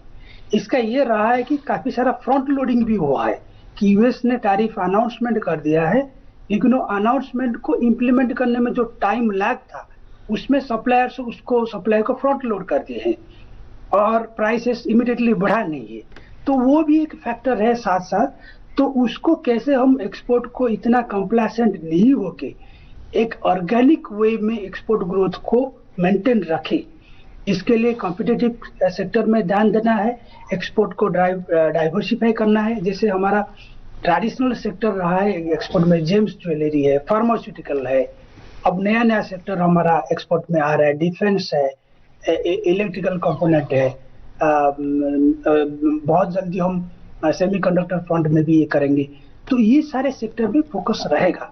तो मुझे लग रहा है कि चैलेंजेस फ्रंट में जो एक्सटर्नल सेक्टर का टर्बुलेंस उसको मैनेज करना सबसे बड़ी चैलेंज रहेगा। सेकंड है कि जो मोमेंटम इन एक्सपोर्ट फ्रंट में है और जो investment, foreign direct investment at least है जो ग्लोबल लेवल में कम हुआ है बिकॉज ऑफ दिस टर्बुलेंस, उसको कैसे हम प्रॉपर तरीके से हैंडल करें। बाकी फोकस रिफॉर्म एजेंडा में कलीग सारे बता रहे हैं कि इंफ्रास्ट्रक्चर में तो फोकस रहेगा ही रहेगा। तो डोमेस्टिक सेक्टर का स्ट्रेंथ को मेंटेन रखेंगे, पर जो बाहर एक्सटर्नल सेक्टर का चैलेंज है वो मेनली जियोपॉलिटिकल अनसर्टेनिटी को कैसे हैंडल करें, वो सबसे बड़ा जरूरी है। जी हाँ, और सबसे बड़ी बात है कि हमने निर्माण और निर्यात को लेकर काफ़ी चर्चा कर ली है इस सेशन में, लेकिन सबसे महत्वपूर्ण होता जा रहा है भारत का पर्यटन क्षेत्र। नए नए डेस्टिनेशन जो हैं उनकी मांग बढ़ रही है, भीड़ जा रही है, वहाँ पर पर्यटकों की संख्या बढ़ रही है और उसके पीछे इंफ्रास्ट्रक्चर का भी बहुत बड़ा महत्वपूर्ण रोल है। एक जानकारी है आप लोगों के लिए, आप संसद टीवी पर तो लगातार जो है बजट से जुड़ी हुई हर एक घटना और खबर देखेंगे, और जब निर्मला सीतारमण वित्त मंत्री 9वीं बार, रिकॉर्ड 9वीं बार जो है आम बजट पेश करेंगी कुछ ही देर पश्चात, वो आप हमारे YouTube चैनल पर भी देख पाएंगे, और न केवल हिंदी में बल्कि भारत की अलग अलग भाषाओं में। बिल्कुल, हिंदी और अंग्रेजी पर तो आप देख ही पाएंगे इसे, लेकिन अलग अलग भाषा में जो अनुवाद है वो लगातार साथ साथ होगा। तो अलग अलग भारतीय भाषाएं हैं जिनमें आप देख सकते हैं। YouTube पर लाइव हमारे साथ बने रहिए। महज 4 मिनट का वक्त और है जब सीधी कार्यवाही, सीधे प्रसारण के लिए हम आपको लेकर चलेंगे। इससे पहले अगर थोड़ा सा सिद्धार्थ समझें, जिस तरह से पर्यटन की बात अभी जिसका जिक्र किया प्रतिबिंब ने, उसी के जरिए हम अलग अलग राज्यों के रोल को समझें, क्योंकि पर्यटन कि जब हम बात कर रहे हैं तो भारत का हर राज्य इसमें कहीं ना कहीं किसी ना किसी रूप में सम्मिलित होता है। और जब हम कोऑपरेटिव फेडरलिज्म की बात करते हैं या फिर हम सहकारी संघवाद की बात करें, तो असली परीक्षा संसाधनों के वितरण में होती है, और साथ ही उसका उपयोग कैसे हो रहा है, उसका एक तरह से मैं कहूं कि उस पर नजर कैसे रखी जा रही है, उसे मजबूत कैसे किया जा रहा है, इस पर भी नजर होती है। तो आपको लग रहा है कि केंद्र और राज्य के जो वित्तीय संबंध है वो पहले से ज्यादा परिपक्व हुए हैं?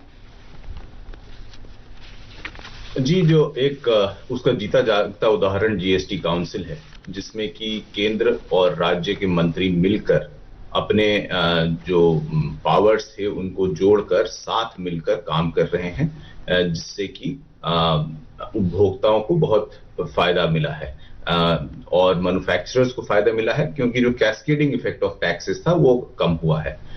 इस बार के बजट के साथ जो फाइनेंस कमीशन की रिपोर्ट है वह भी पेश होगी, जो 16वां वित्तीय आयोग है, और उसमें किस तरीके से अगले 5 वर्षों में राज्य को डेवोल्यूशन दिया जाएगा, केंद्र करों में कितना उनका शेयर रहेगा वो भी बताया जाएगा, और राज्यों के हिसाब से उनको कितना शेयर मिलेगा वो भी बताया जाएगा। उस पे भी लगातार नजर बनी रहेगी और जो एक तरीके से देखा जाए तो ज्यादा एक कोऑर्डिनेशन रहा है राज्यों में भी और केंद्र में भी, चाहे वह सैस की जैसे स्कीम हो जिसमें कि केंद्र से 50 वर्षों तक के लिए ऋण दिया जा रहा है इंटरेस्ट फ्री, जो कि कैपिटल एक्सपेंडिचर में राज्य इस्तेमाल कर रहे हैं। अन्य स्कीमों के द्वारा भी केंद्र का लगातार समर्थन बना रहा है स्टेट्स को। तो ये सारी स्कीम्स जो है एक फिस्कल फेडरलिज्म की तरफ पॉइंट कर रही हैं। बिल्कुल। तो अब बहुत ही कम समय है, अब हमें रुक करना पड़ेगा। संसद की कार्यवाही बस कुछ ही पलों में शुरू हो रही है। आप संसद टीवी पर बने रहिए, सीधा प्रसारण होगा जिसमें रिकॉर्ड भी बन रहा है, तो इसके गवाह बनिए और संसद टीवी पर लगातार लाइव अपडेट आप देखते रहिए।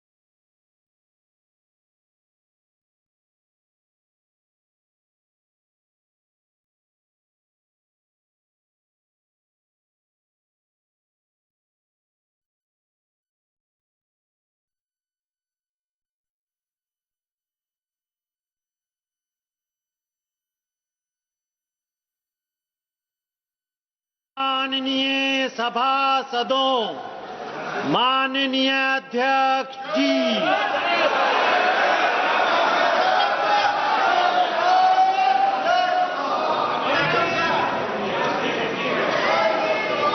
आइटम नंबर 1, माननीय वित्त मंत्री श्रीमती निर्मला सीतारमन जी।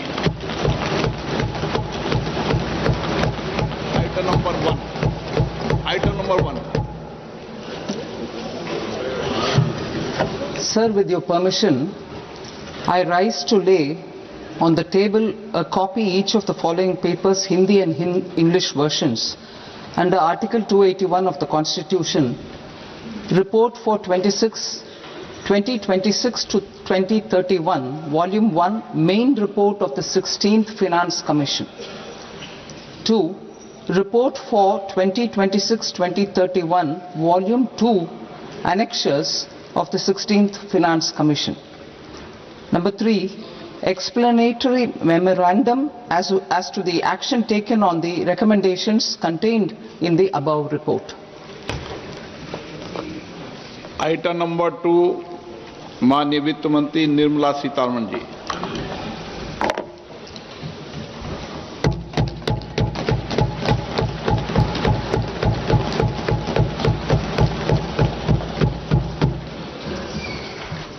Honorable Speaker, sir, on the sacred occasion of Magh Purnima and the birth anniversary of Guru Ravidas, I present the budget for the year 2026-2027. Since we assumed office 12 years ago, India's economic trajectory has been marked by stability, fiscal discipline, sustained growth and moderate inflation. This is the result of conscious choices we have made, even in times heightened uncertainty and disruption. Our government, led by Honorable Prime Minister Modi, has decisively and consistently chosen action over ambivalence, reform over rhetoric, and people over populism. We have pursued far-reaching structural reforms fiscal prudence and monetary stability, whilst maintaining a strong thrust on public investment. Keeping Atmanirbharta as a lodestar, we have built domestic manufacturing capacity, energy security, and reduced critical import dependencies. Simultaneously, we have ensured that citizens benefit from every action of the government, undertaking reforms to support employment generation, agricultural productivity, household purchasing power, and universal services to people.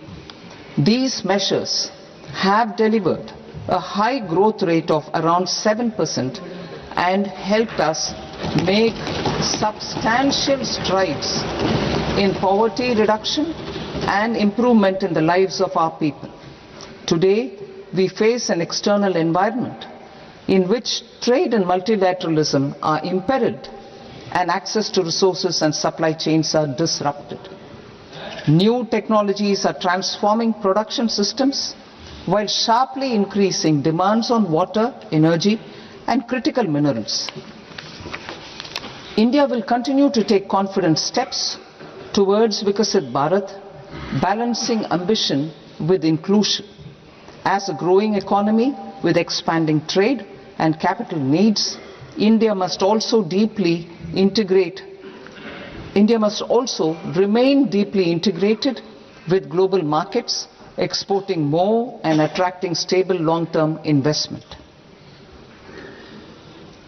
As I begin part A, I want to express my gratitude to the people for standing firmly with us as we forge our way together towards becoming one of the largest economies of the world.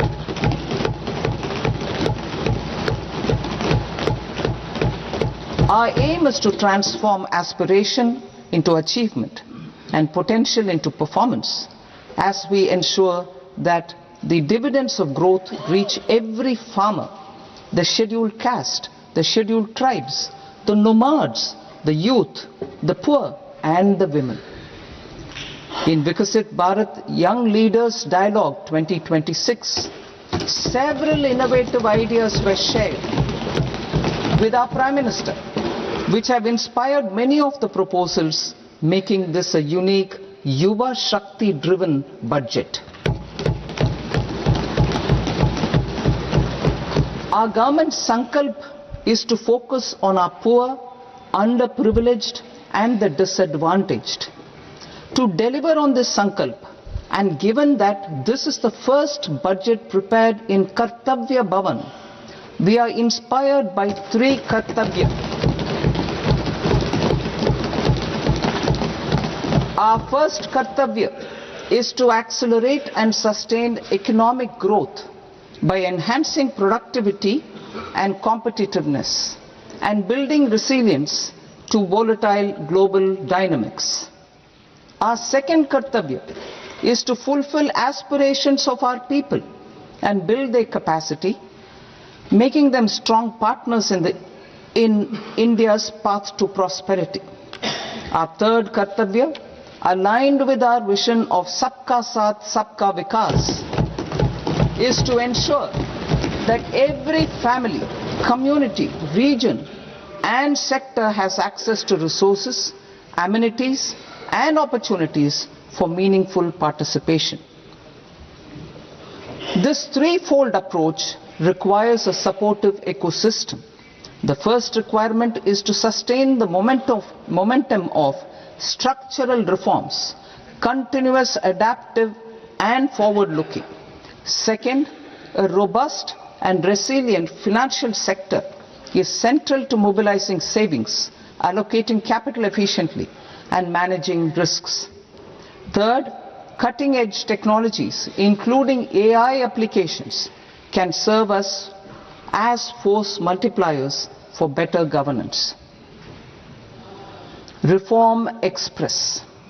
Our government has undertaken comprehensive reforms towards creating employment, boosting productivity, and accelerating growth.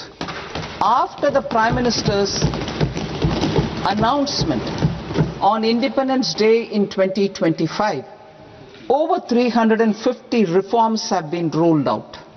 This includes GST simplification, notification of labor codes, and rationalization of mandatory quality control orders.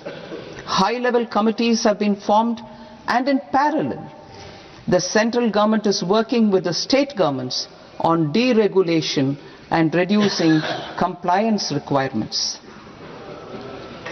The Reform Express is well on its way and will maintain its momentum to help us fulfill our kartavya. I now move to specific proposals. Under our first kartavya, to accelerate and sustain economic growth, I propose interventions in 6 areas. 1. Scaling up manufacturing in 7 strategic and frontier sectors. 2. Rejuvenating legacy industrial sectors. 3. Creating champion MSMEs. 4. Delivering a powerful push for infrastructure. 5. Ensuring long-term security and stability. And 6.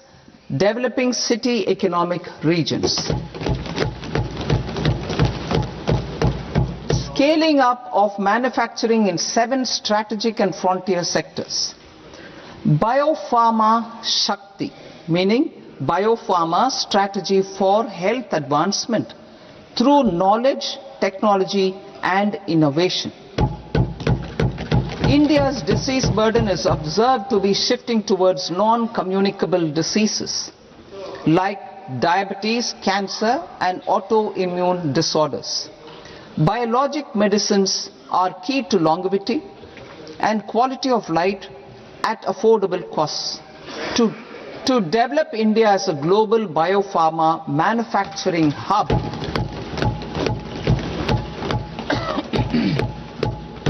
I propose the Biopharma Shakti with an outlay of 10,000 crores over the next 5 years. This will build the ecosystem for domestic production of biologics and biosimilars.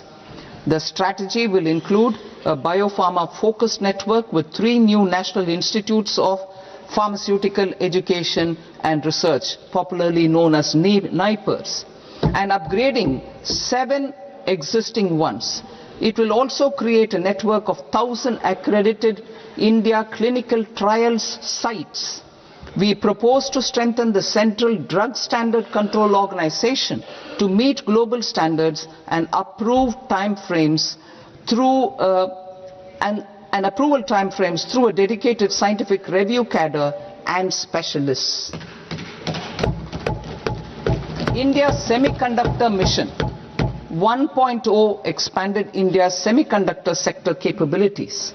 Building on this, we will launch ISM 2.0 to produce equipment and materials, design full-stack Indian IP, and fortify supply chains. We will also focus on industry-led research and training centers to develop technology and skilled workforce. The Electronics Components Manufacturing Scheme, launched in April 2025 with an outlay of 22,919 crores, already has investment commitments at double the targets. We propose to increase the outlay to 40,000 crores to capitalize on this momentum.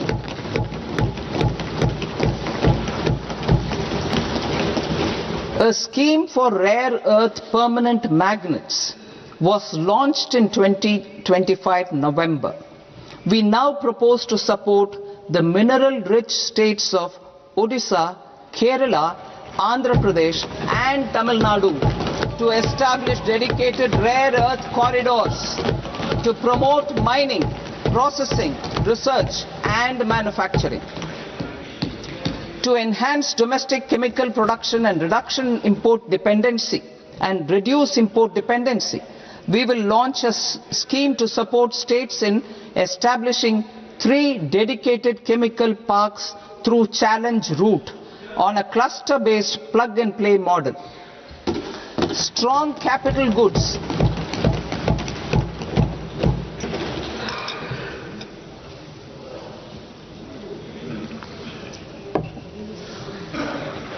Strong capital goods capability is a determinant of productivity and quality across different sectors.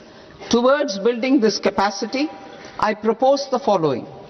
High-tech tool rooms will be established by central public sector enterprises at 2 locations as digitally enabled automated service bureaus that locally design, test and manufacture high-precision components at scale and at lower cost.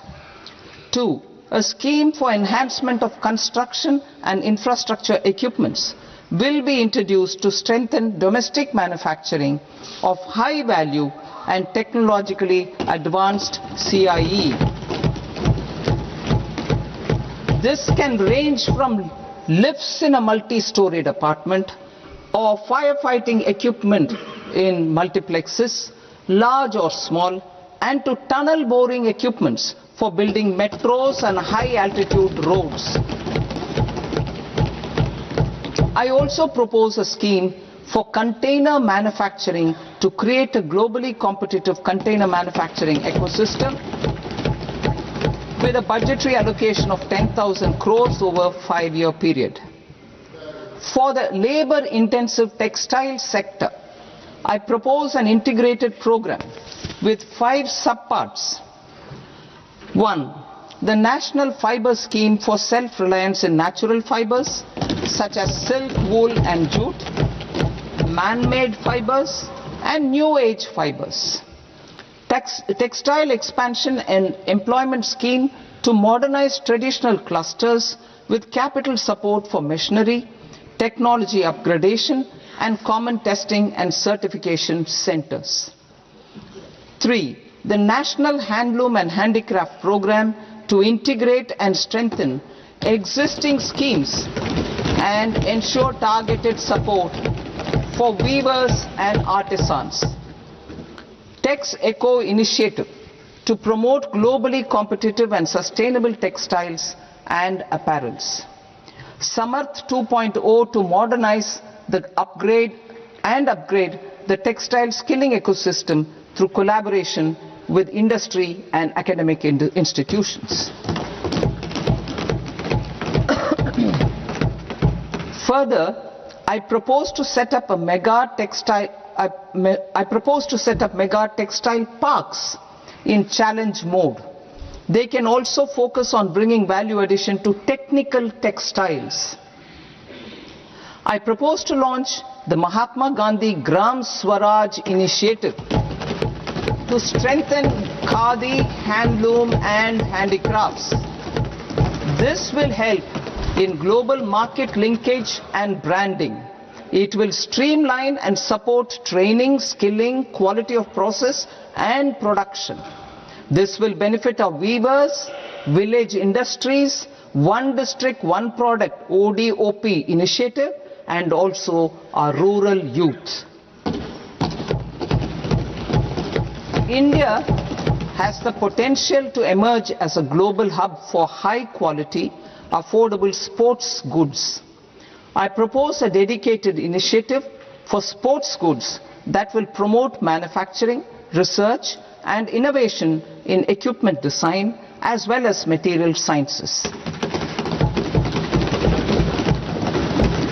Rejuvenation of legacy industrial clusters. I propose to introduce a scheme to revive 200 legacy industrial clusters to improve their cost competitiveness and efficiency through infrastructure and technology upgradation. Creating champion SMEs and supporting micro enterprises. Recognizing MSMEs as a vital engine of growth, I propose a 3-pronged approach to help them grow as champions. Equity support. I propose to introduce a dedicated 10,000 crores SME growth fund to create future champions, incentivizing enterprises based on select criteria. I also propose to top up the Self-Reliant India Fund set up in 2021 with 2,000 crores to continue support to micro enterprises and maintain their access to risk capital. Liquidity support. With TREDS, more than 7 lakh crore has been made available to MSMEs. To leverage its full potential, I propose 4 measures. 1. Mandate TREDS as the transaction settlement platform for all purchases from MSMEs by CPSEs, serving as a benchmark for other corporates. 2. Introduce a credit guarantee support mechanism through CGT-MSE for invoice discounting on TREDS platform. 3.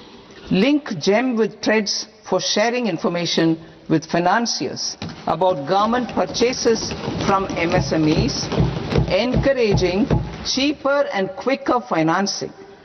4. Introduce TREDS receivables as asset-backed securities, helping develop a secondary market, enhancing liquidity and settlement of transactions. Professional support. Government will facilitate professional institutions such as the ICAI, ICSI, ICMAI to design short-term modular courses and practical tools to develop a cadre of corporate mitras, especially in Tier 2 and Tier 3 towns. These accredited para-professionals will help MSMEs meet compliance requirements at affordable costs. Infrastructure. During this past decade, our government has undertaken several initiatives for large-scale enhancement of public infrastructure, including through new financing instruments such as Infrastructure Investment Trust (InvITs) and Real Estate Investment Trust (REITs), and institutions like NIIF and NABFID. We shall continue to focus on developing infrastructure in cities with over 5 lakh population, that is Tier 2, Tier 3 cities, which have expanded to become growth centers. Public capital expenditure has increased manifold from 2 lakh crore in 2014-15 to an allocation of 11.2 lakh crore in BE 25-26. In this coming year, that is financial year 2026-27, I propose to increase it to 12.2 lakh crores to continue the momentum. To strengthen the confidence of private developers regarding risks during infrastructure development and construction phase, I propose to set up an infrastructure risk guarantee fund to provide prudentially calibrated partial credit guarantee to lenders. Over the years, REITs have emerged as a successful instrument for asset monetization. I propose to accelerate recycling of significant real estate assets of the CPSEs through the setting up of dedicated REITs. To promote environmentally sustainable movement of cargo, I propose to 1. Establish new dedicated freight corridors connecting Dankuni in the east to Surat in the west. Operationalize 20 new national waterways over the next 5 years, starting with National Waterways 5 in Orissa to connect mineral-rich areas of Talcher and Angul and industrial centers like Kalinga Nagar to the ports of Paradeep and Dhamra. Training institutes will be set up as regional centers of excellence for development of required manpower for these waterways. This will benefit youth in the entire stretch of the waterways to train and acquire skills. Further, a ship repair ecosystem catering to inland waterways will also be set up at Varanasi and Patna. And C. launch a coastal cargo promotion scheme for incentivizing a modal shift from rail to road to increase the share of inland waterways and coastal shipping from 6% to 12% by 2047. To enhance last mile and remote connectivity and promote tourism, I propose to give incentives to indigenize manufacturing of seaplanes. A seaplane VGF scheme will be also introduced to provide support for operations. Carbon capture, utilization and storage. Aligning with the roadmap launched in December 2025, the carbon capture, utilization and storage technologies at scale will achieve higher readiness and in end-use application across 5 industrial sectors, including power, steel, cement, refineries and chemicals. An outlay of 20,000 crore is proposed over the next 5 years for this purpose. City economic regions. Cities are India's engines of growth, innovation and opportunities. We shall now focus on Tier 2, Tier 3 cities and even temple towns which need modern infrastructure and basic amenities. This budget aims to further amplify the potential of cities to deliver the economic power of agglomerations by mapping city economic regions based on their specific growth drivers. An allocation of 5,000 crore per CER over 5 years is proposed for implementing their plans through a challenge mode with a reform cum result based financing mechanism. In order to promote environmentally sustainable passenger systems, we will develop 7 high-speed rail corridors between cities as growth connectors, namely Mumbai to Pune, Pune to Hyderabad, Hyderabad to Bengaluru, Hyderabad to Chennai, Chennai to Bengaluru, Delhi to Varanasi, Varanasi to Siliguri.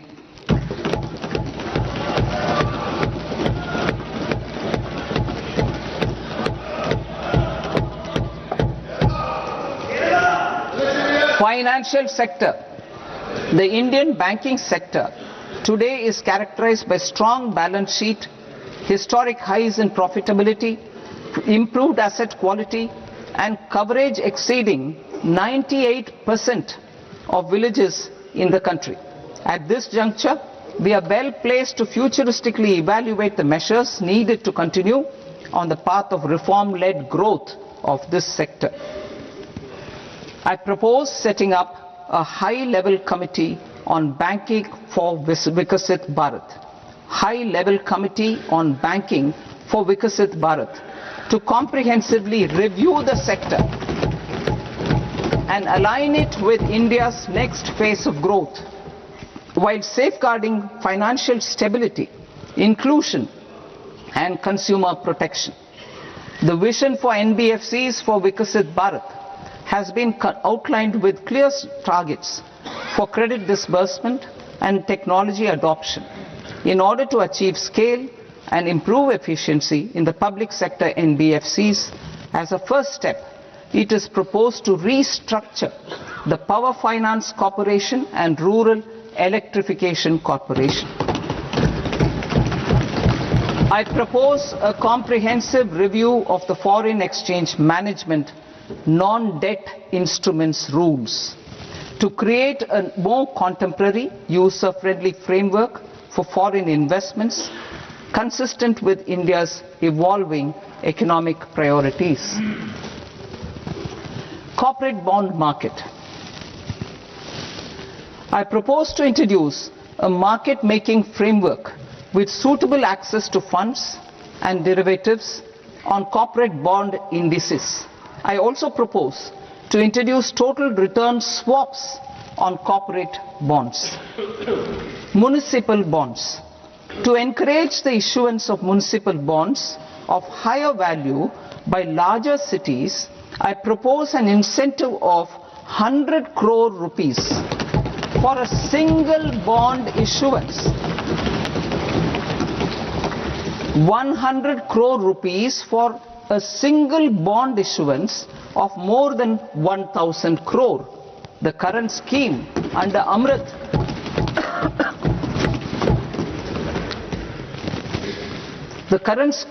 Amrit which incentivizes issuances up to 200 crores only, will also continue to support smaller and medium towns. That will also continue to support the smaller and medium towns. Ease of doing business. Individual persons resident outside India, PROI, will be permitted to invest in equity instruments of listed Indian companies through the Portfolio Investment Scheme. It is also proposed to increase the investment limit for an individual PROI under the scheme from 5% to 10%, with an overall investment limit for all individual PROIs to 24% from the current 10%. Emerging technologies including AI. 21st century is technology driven. Adoption of technology is for the benefit of all people. Farmers in the field, women in STEM, youth keen to upskill, and Divyangjan to access newer opportunities. The government has taken several steps to support new technologies through AI Mission, National Quantum Mission, Anusandhan National Research Fund, and Research and Development and Innovation Fund. Our second kartavya is to fulfill aspirations and build capacities. Close to 25 crore individuals have come out of multi-dimensional poverty through a decade of our government's sustained and reform-oriented efforts.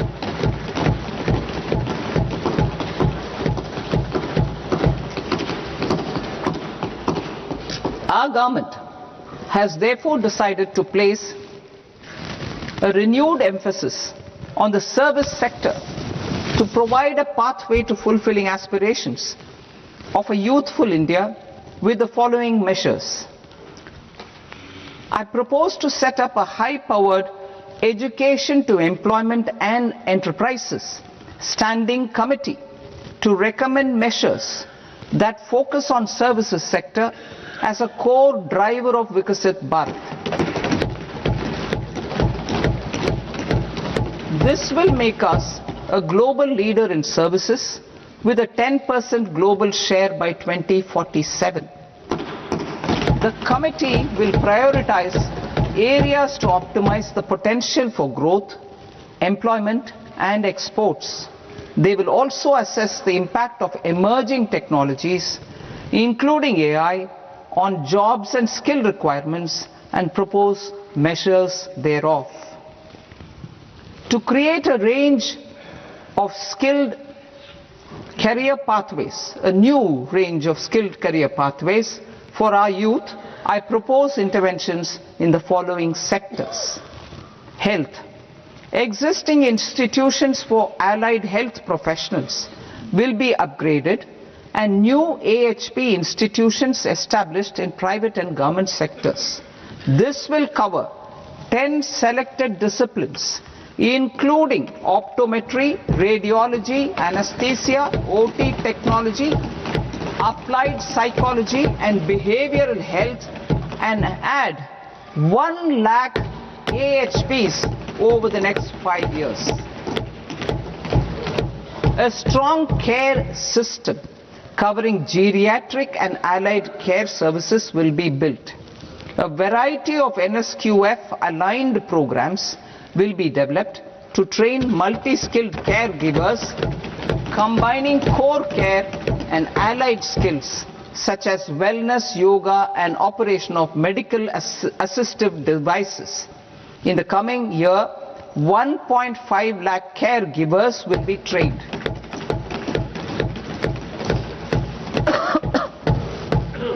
Hubs for medical value tourism.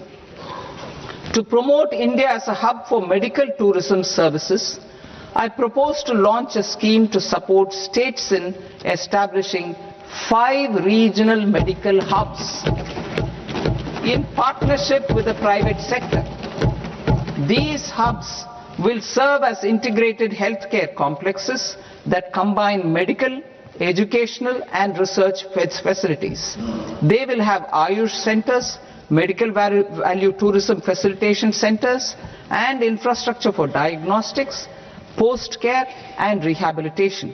These hubs will provide diverse opportunities, job opportunities for health professionals, including doctors and AHPs.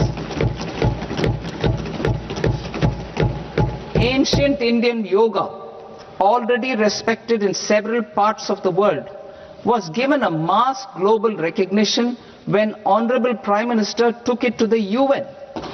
Post-COVID, Ayurveda gained a similar global acceptance and recognition.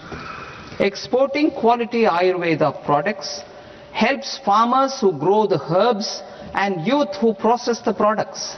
To meet growing global demand, a few more steps are being taken. I propose to 1. Set up 3 new All India Institutes of Ayurveda. 2. Upgrade Ayush pharmacies and drug testing labs for higher standards of certification ecosystem and make available more skilled personnel. 3. Upgrade the WHO Global Traditional Medicine Center in Jamnagar to bolster evidence-based research, training and awareness for traditional medicine. Animal husbandry. Livestock contributes to close to 16% of farm income, including of poor and marginal households. To scale up availability of veterinary professionals by more than 20,000, I propose to roll out a loan-linked capital subsidy support scheme for establishment of veterinary and para-veterinary colleges, veterinary hospitals, diagnostic laboratories and breeding facilities in private sector. Collaboration between Indian and foreign institutions will also be facilitated. Orange economy. India's animation, visual effects, gaming and comics sector, AVGC sector, is a growing industry projected to require 2 million professionals by 2030. I propose to support the Indian Institute of Creative Technologies, Mumbai, in setting up AVGC content creator labs in 15,000 secondary schools all over the country and 500 colleges. The Indian design industry is expanding rapidly and yet there is a shortage of Indian designers.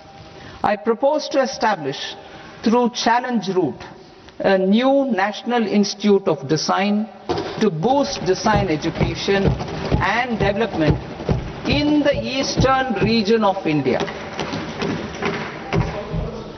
Education. Our government will support states through Challenge Route in creating 5 university townships in the vicinity of major industrial and logistics corridors. These planned academic zones will host multiple universities, colleges and research institutions, skill centers and residential complexes. In higher education, STEM institutions, prolonged hours of study and laboratory work pose some challenges for girl students. Through VGF, Viability Gap Funding and capital support, 1 girls' hostel will be established in every district.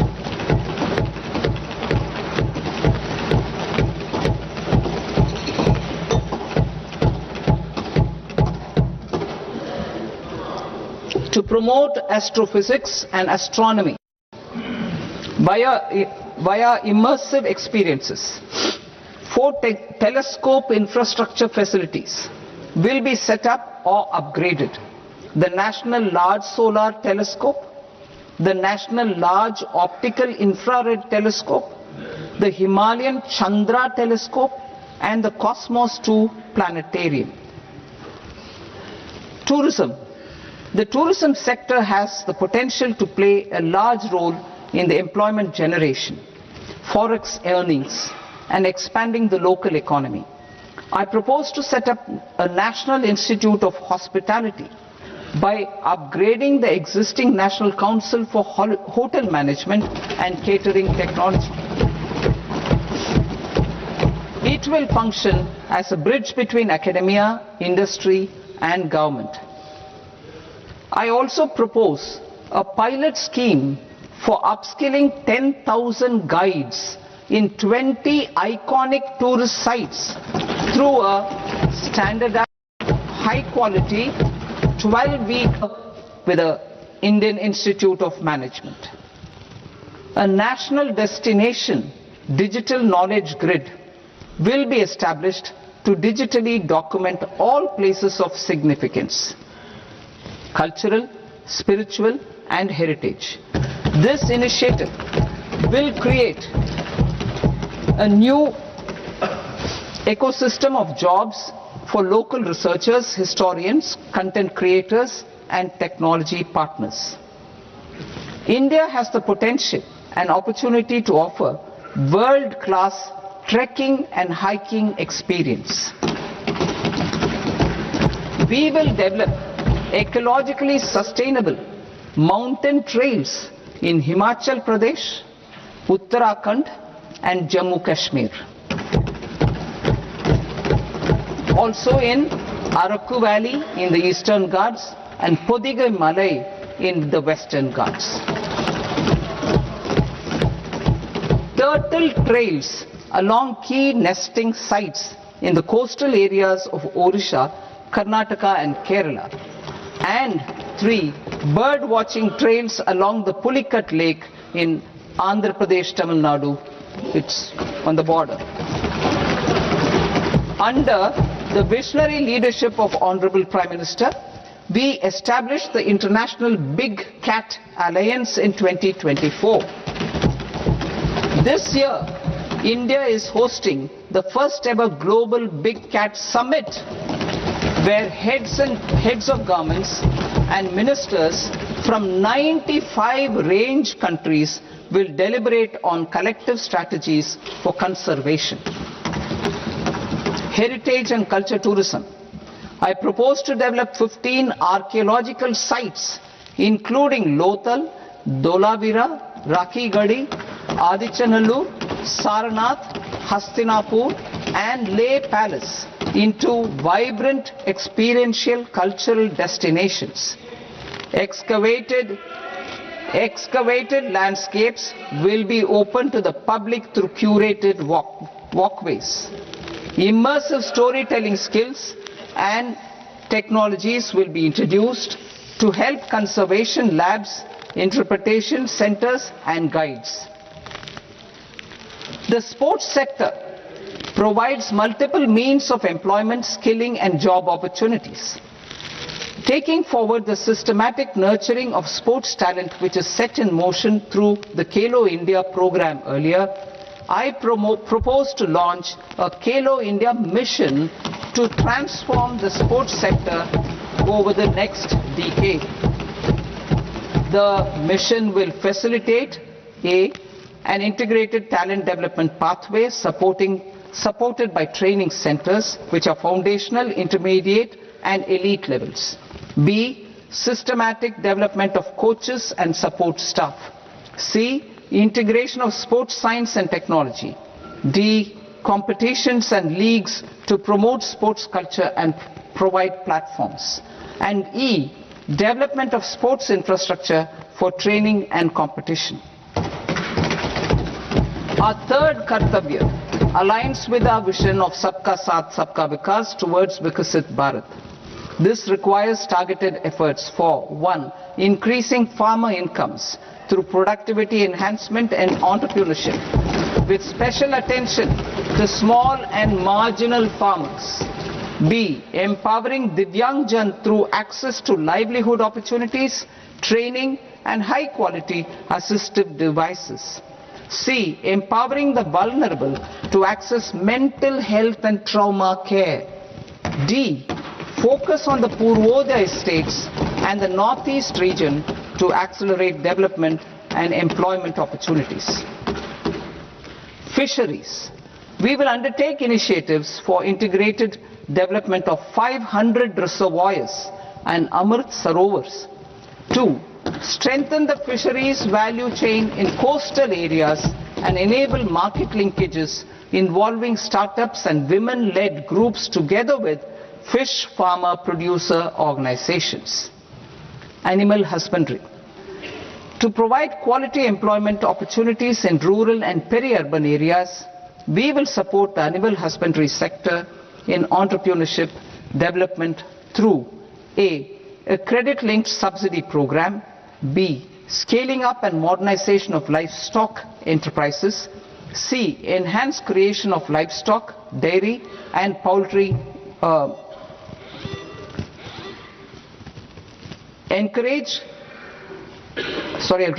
enhanced creation of livestock, dairy and poultry focused integrated value chains, and D.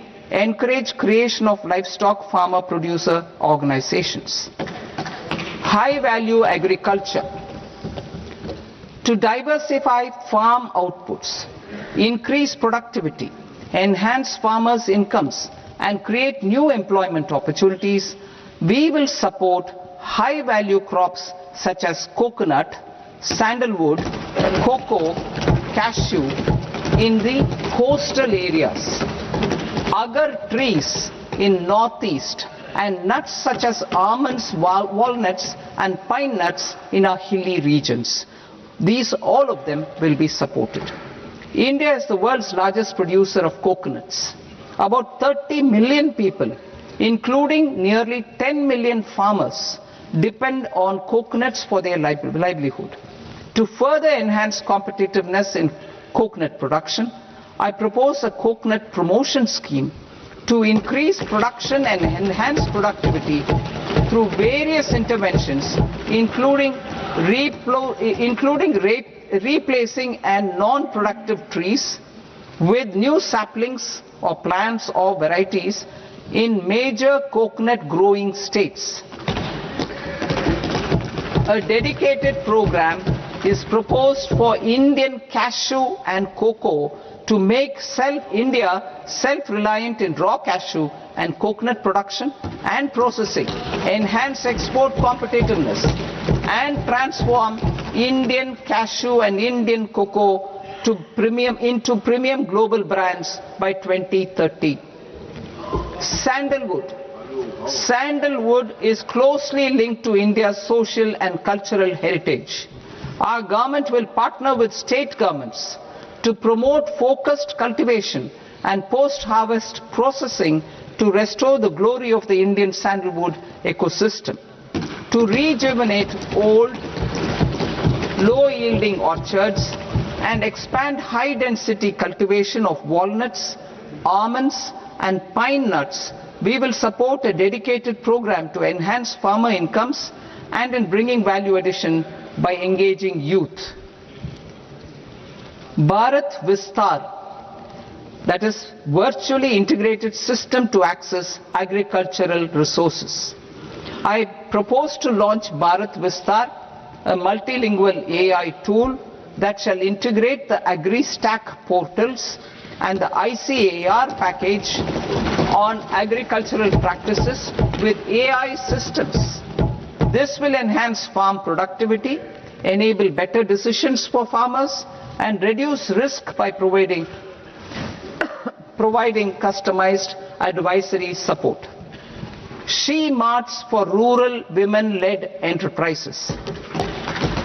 Building on the success of Lakpati Didi program, I propose to help women take the next step from credit-linked livelihoods to being owners of enterprises.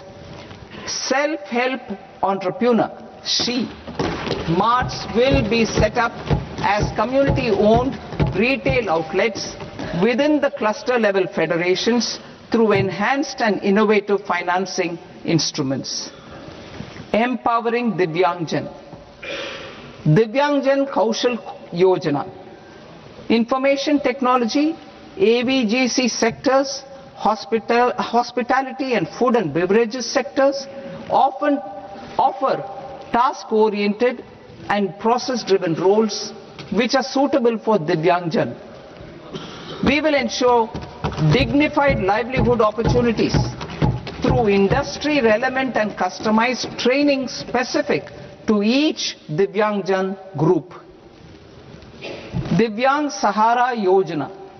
Timely access to high-quality assistive devices for all eligible Divyangjan is a fundamental need.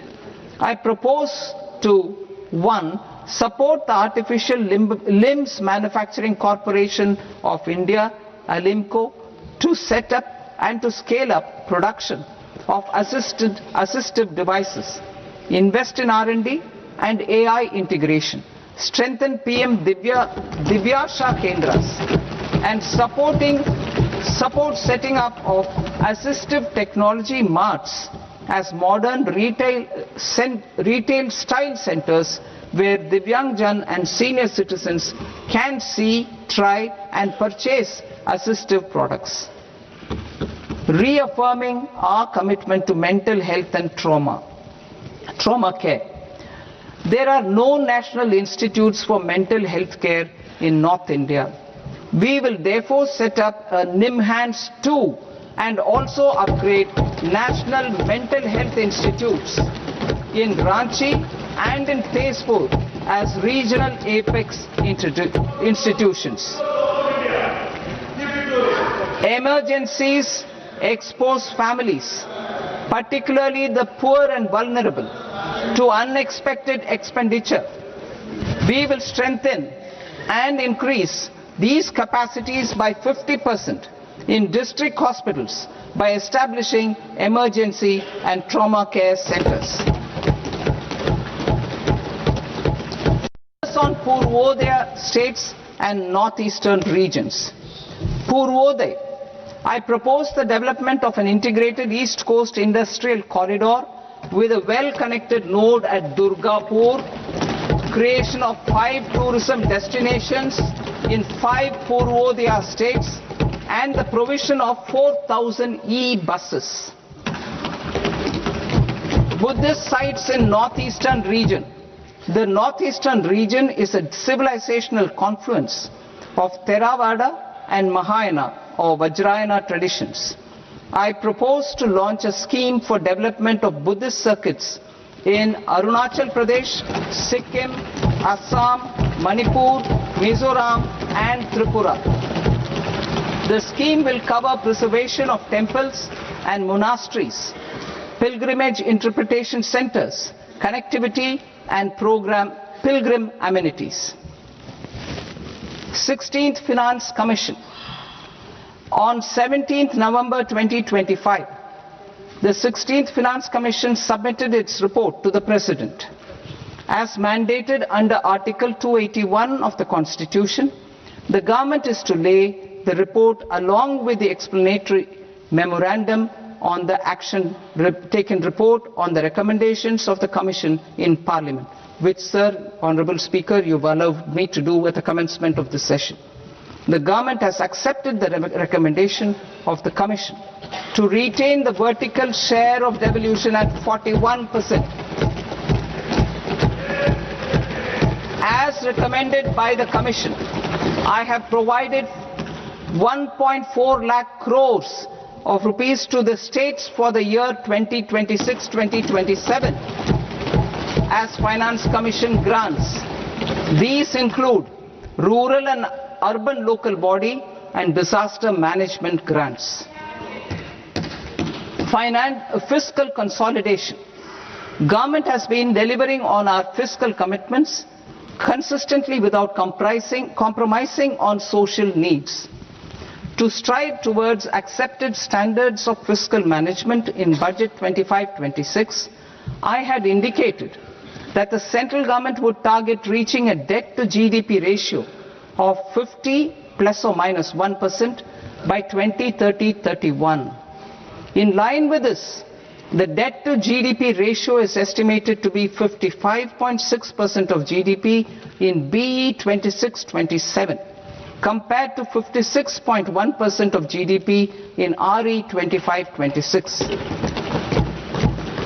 A declining debt to GDP ratio will gradually free up resources for priority sector lending and expenditure by reducing the outgo on interest payments.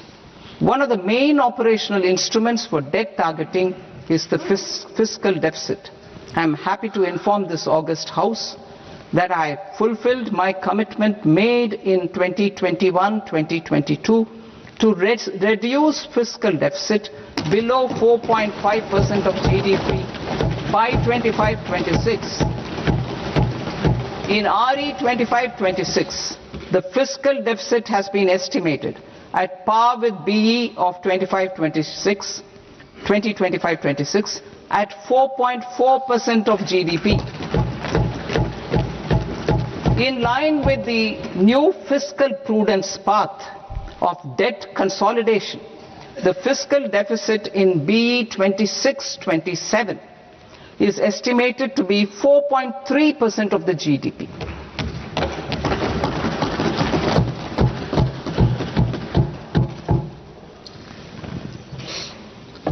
The revised estimates of the non-debt receipts are 34 lakh crore rupees, of which the centre's net tax receipts are 26.7 lakh crore. The revised estimate of the total expenditure is 49.6 lakh crore rupees, of which the capital expenditure is about 11 lakh crores. Budget estimates 2026 to 2027. Coming to 26-27, the non-debt receipts and the total expenditure are estimated as 36.5 lakh crore and 53.5 lakh crore respectively. The centre's net tax receipts are estimated at 28.7 lakh crore rupees. To finance the fiscal deficit, the net market borrowings from dated securities are estimated at 11.7 lakh crore rupees. The balance financing is expected to come from small savings and other sources. The gross market borrowings are estimated at 17.2 lakh crore rupees. I'll now move to Part B. Part B, direct taxes.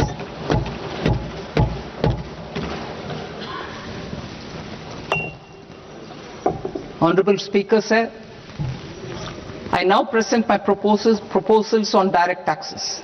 New Income Tax Act. In July 2024, I announced a comprehensive review of the Income Tax Act 1961. This was completed in a record time, and the Income Tax Act 2025 will come into effect from 1st April 2026. The simplified income tax rules and forms will be notified shortly, giving adequate time to taxpayers to acquaint themselves with its requirements. The forms have been redesigned such that ordinary citizens can comply without difficulty. Ease of living. I propose that any interest awarded by the Motor Accident Claims Tribunal to a natural person will be exempt from income tax, and any TDS on this account will be done away with. I propose to reduce TCS rate on the sale of overseas tour program package from the current 5% and 20% to 2% without any stipulation of amount. I propose to reduce TCS rate for pursuing education and for medical purposes under the Liberalized Remittance Scheme, popularly known as LRS, from 5% to 2%.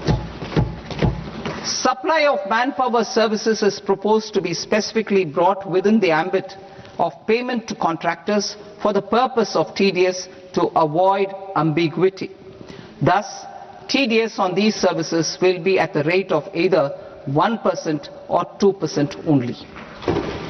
I propose a scheme for small taxpayers wherein a rule-based automated process will enable obtaining a lower or nil deduction certificate instead of filing an application with the assessing officer. For the ease of taxpayer holding securities in multiple companies, I propose to enable depositories to accept Form 15G or Form 15H from the investor and provide it directly to various relevant companies. I propose to extend time available for revising returns from 31st December to up to 31st March with the payment of a nominal fee. I also propose to stagger the timeline for filing of tax returns. Individuals with ITR 1 and ITR 2 returns will continue to file till 31st July, and non-audit business cases or trusts are proposed to be allowed time till 31st August. TDS on sale of immovable property by a non-resident is proposed to be deducted and deposited through resident buyers and his or her PAN-based challan instead of requiring a TAN, which is a temporary accounting number. To address practical issues of small taxpayers like students, young professionals, tech employees, relocated NRIs, and such others, I propose to introduce a one-time 6-month foreign asset disclosure scheme for these taxpayers to disclose income or assets below a certain size.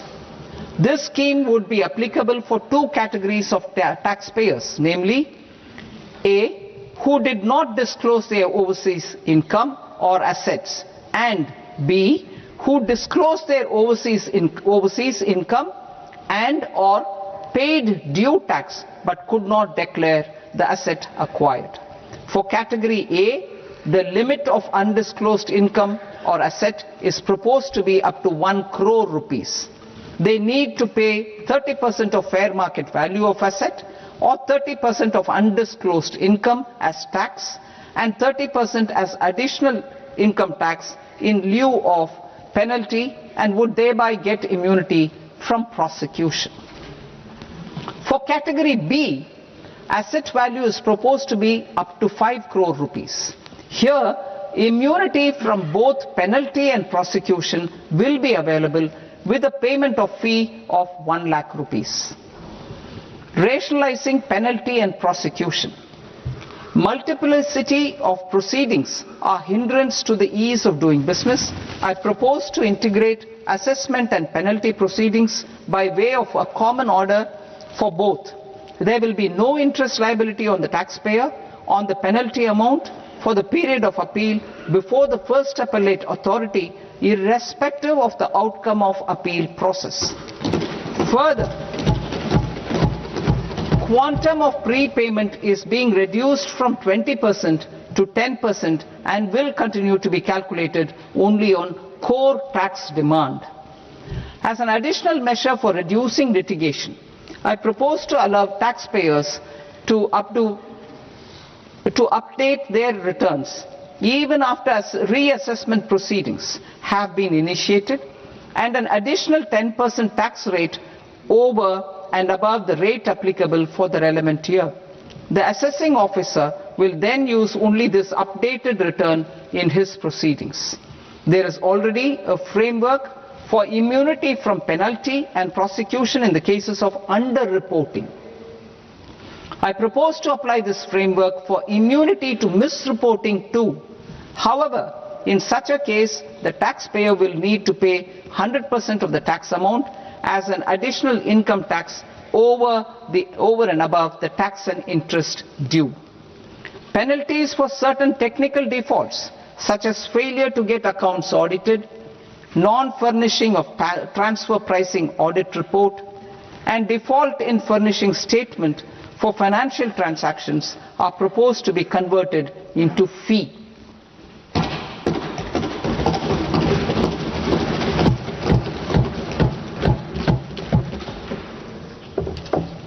I propose to rationalize prosecution framework under Income Tax Act while maintaining a careful balance for deterrence in some serious offence. Non-production of books of account and documents and requirement of TDS payment where payment is made in kind are being decriminalized. Further, minor offences will attract fine only. The remaining prosecutions will be graded commensurate with the quantum of offence. They will entail only simple imprisonment with maximum imprisonment reduced to 2 years and power to courts to convert even those into fines. There is no penalty.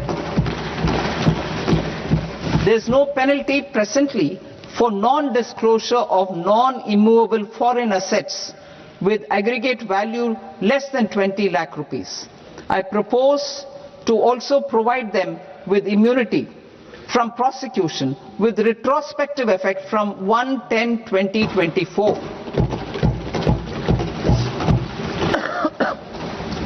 Cooperatives. Deduction is already allowed to a primary cooperative society engaged in supplying milk, oilseeds, fruits or vegetables raised or grown by its members. I propose to extend this deduction to also include supply of cattle feed and cotton seed produced by its members. I propose to allow inter-cooperative society dividend income as deduction under the new tax regime to the extent it is further distributed to its members. I further propose to allow exemption for a period of 3 years to dividend income received by a notified national cooperative federation on their investments made in companies up to 31/1/2026. This exemption would be allowed only for dividends further distributed